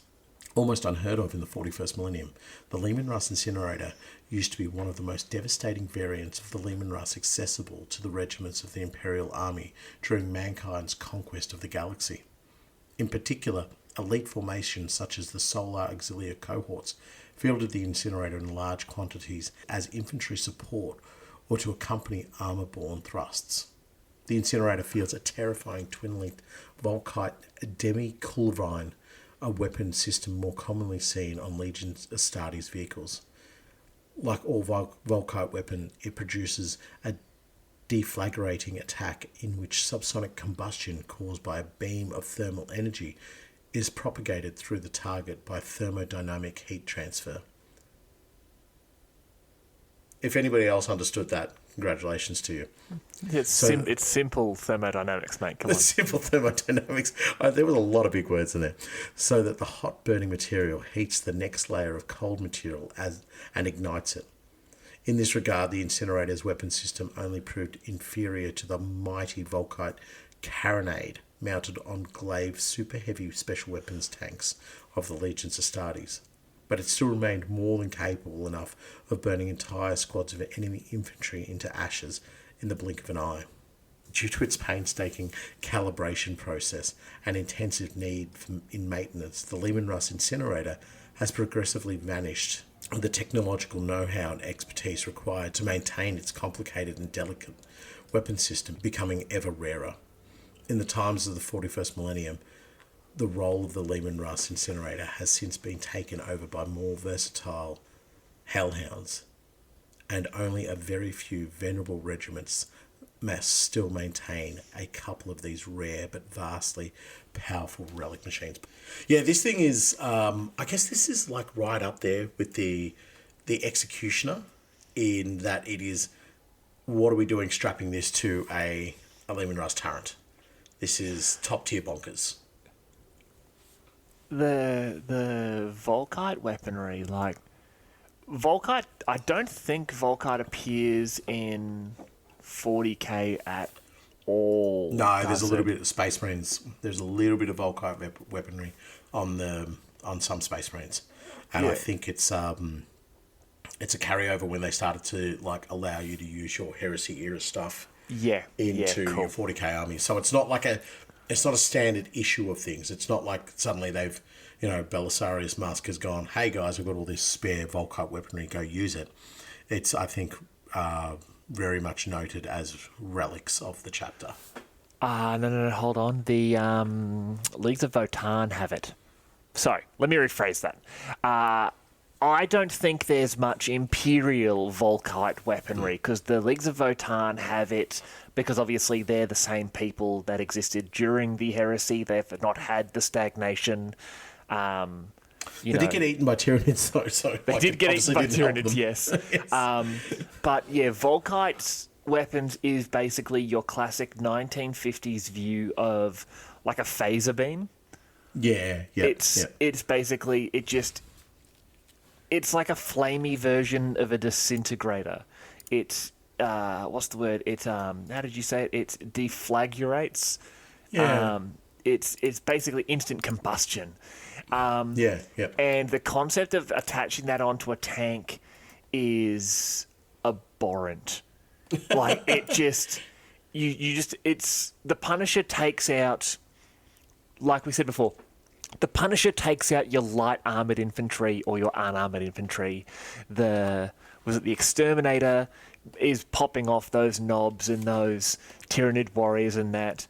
A Leman Russ Incinerator is burning everything. It doesn't care what your armour is. The moment it finds something organic, it just burns. And I'm picturing these orc, what are the orc Terminators called? Meganobs? Meganobs. I'm imagining these Meganobs running towards the Leman Russ Incinerator, and it burns, and all that's left is the Mega Armor. Yeah. And there's just like ash and a delicious like a beef Wellington that where the orc used to be. Australian reference. Yeah, I was going to say we're in Melbourne. It's still a touchy subject, the beef Wellington. But like you're picturing that the Leman Russ. You are 100% right. It is. We have a weapon. We want to build a tank around it. Like, how do we do this? And I love how it says there. It's like, yeah, so they gave them to the Solar Auxilia, who were like the better version of the Imperial Army. But there's only a couple of these tanks around now because everyone is too dumb to know how to use them. And no one wants to turn them on because you press the wrong button, you're setting everyone on fire. Yeah, it is the instant kill button for you and all your mates standing around watching you press that button. Yep. But it's that kind of archaic technology. Like, plasma weapons sort of make sense. It's still firing balls of plasma energy. And you're just like, well, I'm not firing a bolt round, but I'm firing a bolt round if it was made out of pure energy. Whereas Volkite weaponry, and in particular the incinerator, you're like, am I firing magic? Is that yes? Am I pressing the button and I'm using the warp energy and cosmos? And is there a psyker inside the barrel? Is that what's happening right now? Because what I'm doing to my enemy and the weird humming and whizzing noises that are going on, even when I'm miles away from this tank, are still radiating inside my head. This is a whole different level of silliness that I'm engaging with. This doesn't quite make sense. I'm a dummy. Oris Spires can get a Volkite discharger. They can too. So it's a teeny weeny tiny version of the enormous tank turret that we're talking about, but it is a Volkite weapon nonetheless. Oh yeah, look, and I haven't, but I'm saying we in the Imperium, I don't think we're seeing Volkite weaponry used a lot. En masse. No, absolutely it's not like the modern Space Marine Devastator squad, which has 10 plasma cannons in it or something like that. Yes, we're not seeing 10 Volkite weapons. We're not seeing them distributed amongst the Imperial Guard at all. So these are definitely still rare. They still exist, and there must be some grasping or some understanding of the technology that says yes, we can do it. And then there's also the people who are reckless with it and just go, yeah, it's Volkite weaponry. I don't care. I'm going to use it. I feel confident and capable of using this thing. So, and worst case, someone dies. At worst case, somebody, and it could be me. And you know what? Corn's happy. So this tank here, I've personally never ever used one. I've never actually even seen one in the flesh. And it definitely doesn't have a home in 40k anymore. I think it probably did at some stage when Forge World was the king of variations. So I think the only place you're going to see it now is in Horus Heresy.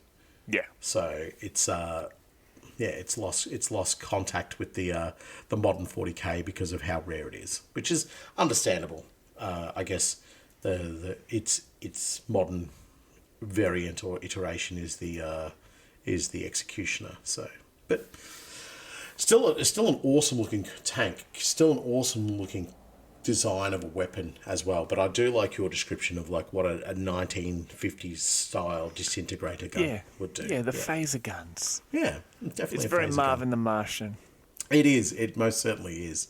But I don't really feel like we need to stick around on that one because it means nothing to me. So I'm not going to blabber on about it. So. Banging. Yeah. Well, we will jump into a proper weird one. This one here really doesn't have a lot written about it, but I could not add this. It is the Leman Russ Arachnos. Now, the Leman Russ Arachnos is a prototype variant of the standard Leman Russ battle tank. Only one Leman Russ Arachnos is in existence, and its most notable feature being its 8 robotic legs, which replace the usual tracks. So, you take a Leman Russ, and you take a Chaos Space Marine Defiler, and you make them have a baby, and you get the Leman Russ Arachnos. Yeah. That's is there even a picture on the internet for this thing? There is not. This was from an Epic 40,000 magazine. Right. And it's like, I think it was one of the guys in the design crew was just like, I want to make this. And so they did. Yep. Yes. It's super dumb. I love it. I can just imagine some crazed Adeptus Mechanicus guy being like, oh, you know what I love? Spiders. You know what my job is? Tanks. How am I going to make these things come together? Wait a minute. Well, you see the Dune Stalkers or whatever. I don't even know. I always forget the name. Dune Crawlers. The big Dune Crawlers, yeah. Big walkie thingy. Onega Dune Crawlers? Yeah, that's it. Yeah. So somebody in the Mechanicum has gone, we're taking this idea and, excuse the pun, we're running with it. Oh, okay, fair enough. Yeah, no, that's cool. There is one in existence, so you can have it. Enjoy it. The Leman Russ Defiler. Done. I'm going to talk about 2 at the moment here because they are variants that I think were more for tank enthusiasts rather than necessarily, guys who wanted to see a place for this in 40k. So the first one I'll talk about here is the Destroyer Tank Hunter. This is a specialised tank hunter used by the Imperial Guard. Based on the same chassis as the Leman Russ battle tank, the Destroyer, once common among armoured regiments of the Guard, is fast becoming a relic due to the complex nature of its primary weapon. So this vehicle here, and it doesn't say it in that read, but obviously I know about it, it doesn't have a turret. This thing is in the hull. That's right. It's the turret's gone, and the actual gun comes out where the front, heavy bolter would be, wouldn't it? Yeah, you're exactly right. It's exactly where that comes out. But even the core design of the Leman Russ is quite different to the standard Leman Russ design. It's a little bit boxier. It's a little bit chunkier. It wasn't like they've just taken a Leman Russ and said, okay, we'll replace your heavy bolter in the hull with this gun. The whole front plate changes, the whole back and front and top plates all change, and it becomes a very different beast. And it's, as I said, I think it's more designed by somebody who's a tank enthusiast. So this looks very much like a German World War II tank design called a Hetzer, which was basically exactly what this Leman Russ does. It's got a large... it's got a high caliber weapon mounted in the hull, and it was designed to stay with a very low profile, designed to tuck in behind bushes and hedges and so forth, and be able to knock out enemy tanks. And that's exactly what this Leman Russ would be designed to do. It would be designed to keep a very low profile, almost in like an ambush kind of mindset, taking out the enemy vehicles from very well protected positions. Not like, I guess, when I envisage a Leman Russ company, of it rolling forward, banners blazing, blasting all cannons, like, yeah, we're here, come and try and stop us sort of thing. This would have more of a, I'm going to tuck down behind some cover and wait for enemy to cross my path and then just pop them off one by one as they come past me. And the variation on this hull is actually the Thunderer siege tank. And this is a conversion of the tank destroyer Hunter chassis, replacing the laser destroyer with the demolisher cannon. So in addition to the Astra Militarum using it, some Skitarii divisions are known to make use of the Thunderer. But again, it is a less than common version. It doesn't see battle in the main Astra Militarum regiments. It's something that's a bit more off and a little bit weirder. Whereas the tank destroyer has a very specialised tank destroying laser. So that's got to be clear as well. It's not a ballistic weapon, it's a laser. This has got a much more simplified demolisher cannon. And it's probably a hallmark of the fact that the being able to maintain the complex laser cannon of the tank destroyer probably just became too much for maintenance, admech, whatever. So they pop a demolisher cannon in there. And it serves a similar, if not as optimized role, but a similar role that the demolisher cannon has got a reputation as a bit of a tank hunter. It can certainly pop vehicles, but now you have the added benefit of maybe perhaps being used in like city fight type orientations where, maybe not down narrow streets, but definitely if you just needed to hold a location, you sit there and just fire demolisher shells down range. So there are two variations that I think if you've got them in your collection, kings to you, sir. They're wonderful things to have, but I don't know when you'll ever get to use them in a tournament scene. So, but they're beautiful miniatures, definitely worth taking if you can. And there's, ironically, remember earlier we were talking about the Steg 4s and the Gaunt's Ghost novel. Oh, what book was it? I remember the book, but it was on Hagia. There were actually 2 destroyer tank hunters in that book as part of the 8th Pardis Armoured. Yeah, righto. Yep. Honor Guard, I think the book was, but they are literally like one of the Scout Sergeants McCall, or the Scout Sergeant McCall, notices the destroyers, and he describes it almost like a hunting cat. Yeah, right. And he basically says that no, this is a predator. Tanks are tanks, but the destroyer tank hunters are predators. Like they hunt. Yeah. Like they're prey. Like it's the author is obviously much more eloquent in his words than I am, but yeah, it's exactly the way they are. Like they're perfect. I love the sleek description of them, because I look at the model now, I look at the destroyer, and I'm just like, yes, that is a proper.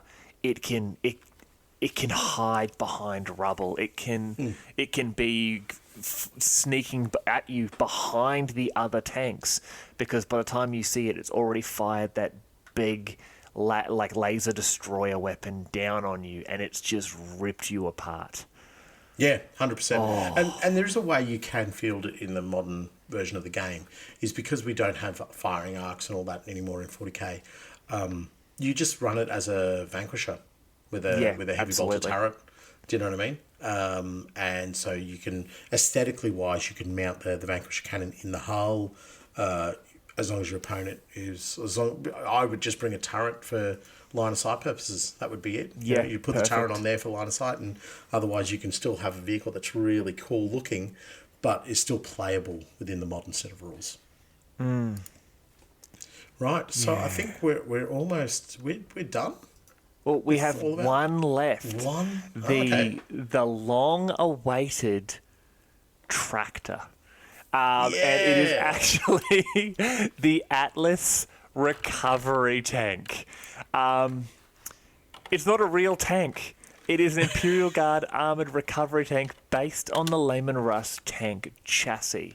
It is actually designed to recover disabled or destroyed vehicles and tow them back to friendly lines for repairs. I am somehow going to find one of these and include this in my tank army. I'm gonna call him Bob the Builder or Tow Mater in honor. Yes. I'll call it. Get her done. So the Atlas is effectively a stripped-down Leman Russ with no turret. It has weakened armor, but it does have a supercharged engine to allow it to move weights in excess of 60 tons.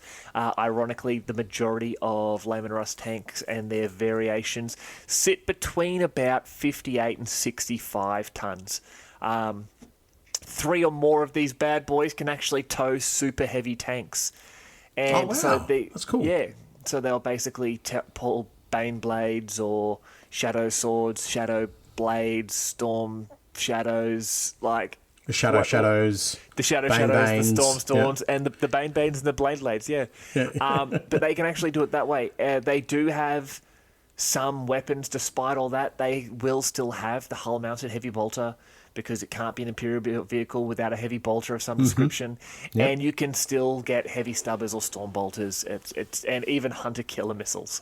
But I love these because this is possibly one of the sort of sources people like. The Leman Russ is clearly a field vehicle because it has this. And no, you're wrong. This is just a variation. But I love him because he's tiny and he's weird.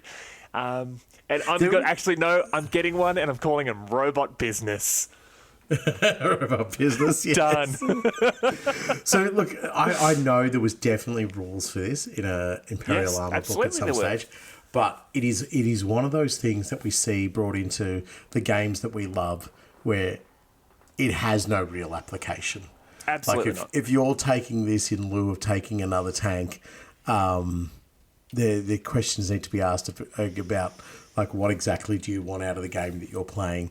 But in terms of, like, a very specific scenario or a campaign or something like that, it is really cool. It is right up there, and it's exactly those things that you don't get to normally see within the 40k universe and 40k world, about the logistics and everything else that goes on behind the scenes of actually the guns firing and the troops surging forward and so forth. These are all the bolt-on extras that just happen to be there, but we don't see them within the context of running a big game of 40k or fantasy or whatever we're playing. These just don't get a mention, and it's understandably so as well. So exactly.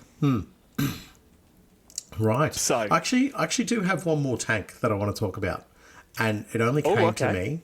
It only came to me whilst we were talking about the Executioner, right? And it is the Solar Auxilia Basilisk / Medusa, because that is built on a Leman Russ frame. So I'm not saying it's part of our Leman Russ category, but it's actually built upon the Leman Russ frame and body. This is back before the day of the Chimera. And so it was the Leman Russ in an artillery role, which is very different. Yeah. Very, very different. And it's a very well protected basilisk. Like, that is something that the filthy Iron Warriors would just be frothing over. Just like, Wasn't there the... there was also, I want to say, the Conqueror. We talked about the Conqueror? No. The Bombard. The Colossus Bombard. Oh, yeah, where it had a crane to it put had the shell crane into on the it. back. That was built on the Leman Russ chassis as well. So, but these... They're not Leman Russes. Like, the reason why I mention them is that they're on the chassis, but they're not something that you would go, hey. And I guess the Atlas is sort of the same as well, but it's still not classified necessarily as a Leman Russ whatever the case. This is a bombard, and this is a basilisk, and this is a Medusa, and so forth. So this just shows you the versatility of that frame and how important it was to the growth and development of the Imperium, and how important it was to the Solar Auxilia, and also the Imperial Army. So it's got a storied history, not just the Leman Russ concept itself, but the chassis. Yeah, well, that's the thing. It's just, once again, we've mentioned it a couple of times. This is the vehicle that just won. It just won the galaxy for the Imperium. Yeah, it genuinely did, because everything you do with it, you take the engine, you take what's the word I'm looking for? You take the chassis, you take the variations on it, and everything you add in there does nothing but improve what the Imperium is able to get from their conflict, from their combats. And well, and as you said, like the concept of it being a tractor and so forth is very, very real as well. Like you go, like if there's a planet where they don't need the Russ to fight, there's absolutely, if there's the AdMech out there happy to mess with it, they could strip it back and say, let's use this in a tractor format. You know what I mean? Like strip back all the weight we don't need on it, and it's a type of weapon we could. It's a type of vehicle that you can see as deployed with Palanites and so forth. So it's a wonderful variant, and I think at some stage, obviously won't be any time in the near future, I think we'll probably end up having to do this series on the Chimera as well, and what that has meant to the growth of the Imperium. I'm in. Because it's a transport vehicle. You're in. I get it. Well done. The important question here. I think I know your answer. Oh, I want to see if you know my answer, actually. Vanquisher. Okay, yeah, you do. Yeah. What is your favourite of all of them? I knew it was going to be the Vanquisher. Look, the Vanquisher holds a special place in my heart because of the amount of times it's won me a game, the amount of times it's terrified my opponents. Yep. Like I'm very much big on a lore player, but early days, obviously, when you start to play this game, you want to win games, and that thing. Oh, mate, that thing just caused havoc amongst my opponents. It's beautiful. And it just looks sexy. It does. It's a sexy looking tank. So, if that's my favourite, your favourite is definitely the Executioner because of the phallic nature of it. The Vanquisher. Of course. That's always the right answer. It's the Executioner. Yes, no, I love the Executioner because it is that, like, you look at a bunch of older Chaos Space Marine models and they have the plasma pistol version of that plasma cannon. Like, it looks somewhat organic. It looks biomechanical. It is that classic pulp sci-fi looking phaser laser. I love it. I'm a huge fan. Yeah. Yeah. No, it's great. If my runner up is probably, it would be a tie between the standard Leman Russ and the Conqueror. I think the Conqueror mainly out of jealousy. I never had one, and probably will never get one. So, but yeah, that's my favourite by far. And I said this to you earlier, like a little bit off air, we'll call it. But I loved this episode. This tickled me pink in exactly all the right ways. It's just talking about the sexiest parts of the Imperial Guard. They're not necessarily the most iconic in terms of, like, you know, they don't. A tank will never show you what a regiment is, like where they come from and whatever the case might be. But there is a beauty to them that is just, yeah. No, I feel you. Gets me right in the feels. Yeah. Yeah. I'm nothing but a big fan of this right now. Oh, I really want to build me some tanks now. I'm feeling the same way as well. I'm like, go dust off all my Russes, and, you know. Do you know what actually killed me with my Russes? There was a period of time in 40k where it became redundant pretty much to put your sponsons on there, because I think it was you couldn't fire the main cannon if you couldn't fire the sponsons if you were firing the main cannon, right? Yeah. And so a lot of my tanks were built, like I went and stripped off most of my sponsons. And now the version of the game is like, just put whatever you want on there. You got 600 guns, go for it. You don't pay any extra. And so every time I dust off my tanks, I'm like, I could put the sponsons back on. But I've covered up those areas with like vents and other hatches and everything like that. I don't even know where the sponsons are these days. So, yeah. But yeah, it makes me want to get them out and run a full tank company with super heavy support and maybe some artillery support, a couple of hydras flanking either side. Oh, sexy. Well, I think that is us done for tanks. Now, yeah, this is what happens when people say you need to stop saying Leman Russ in that fashion because it is offensive. I do stupid things like come up with an entire episode to talk about things like this. So I hope you've all enjoyed it. And remember to get a hold of us and send us your partner peeves. We will be reading those on air and sending the said recordings to your partners. So send us your peeves, send us your partner's email, and we will make sure they definitely don't know it's you. I actually have one here. Dear Spamuel, my husband does a podcast with his idiot mate and spends his Saturday nights talking about toy soldiers. What a loser. Does that come from yours or mine? I'm probably both, actually. It's dual signed at the bottom. It's signed by two of them. Yeah. It does say "shut up, nerds" in brackets at the bottom as well. Shut up, nerds. Yeah. All right. Well, that's the episode. And as we love to do here, we are going to close this bad boy off with a quote. And it is a quote that I know Nathan is going to love because the character who said this quote is a personal favourite of his. What I cannot crush with words, I will crush with the tanks of the Imperial Guard. Lord Solomon Macarius.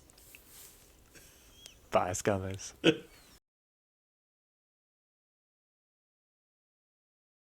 All right, and we are back with the current list of individuals who have sent in communications to partner peeves. And Nathan, in no uncertain order, we have Fee McPherson. Do you know the first time I met her, she internet bullied me in real life? Not Richard, Josh Manning. Owen Bebb. Stefan had a lot to say, actually. Heftats. Rick Lovey. Not in a lot of lovey from what his email said. Matthew Gennard. Owen Bebb.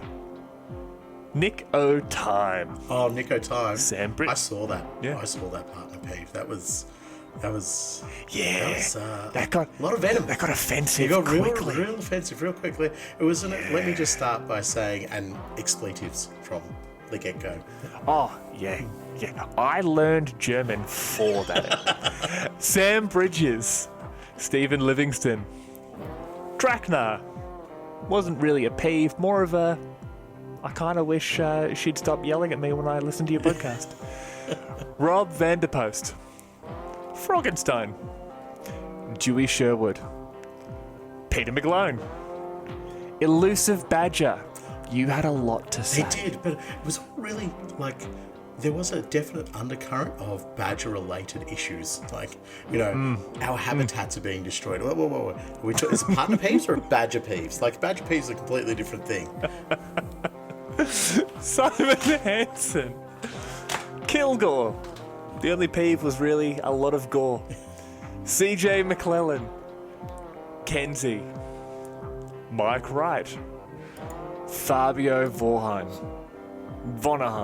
Fabio Vonnerheim. That's going to be a peeve now. Good on you. Well done. Yeah. David Lindsay. Mike Bright. My peeve is about him, actually. I'm still regretting that dog episode. Dusty Cousins. The peeve is that the maid doesn't dust at all. Will. DC Liska. Gooka Minis. Yardy. Ian of the Endless. Painting Pyman. Procrastinated Painting. Vermin. The peeve was really not enough cheese. Tuka Kaikinen. Family Geek. Dan S. Single, double, triple whammy. Dr. Fishy, no. Peeved at his partner, yes. Dean Richards. Matthew Barron. Matt Cook. Josh Penfold. That was the actual peeve. Ashley Kaufman. For Matt Cook, it was just like that. Matt Cook. Like Cook. Matt Cook. Just actually Cook. Yeah. It was delayed, but I like it. Ian Sinnott. Everett David Bradshaw. Charles Grant. Guillermo Castaneda. My peeve is actually just every time I say his name, I say it differently. Lord Bovington. Daniel Smith. Perp. Dean Richards. Is that the guy who played MacGyver? I think it is. I'm like, without knowing who that actor is, I'm going to say yes. Wasn't that Kevin Anderson? Daniel Anderson. Dean Richard Anderson. Richard Dean Anderson. That's it. Yeah, close. Yeah. Damn it. We're on. Ivan Bragg. Matty Pugh. Morskull. You know what you did. That letter was horrific. Alex Hart. Clayton Curry.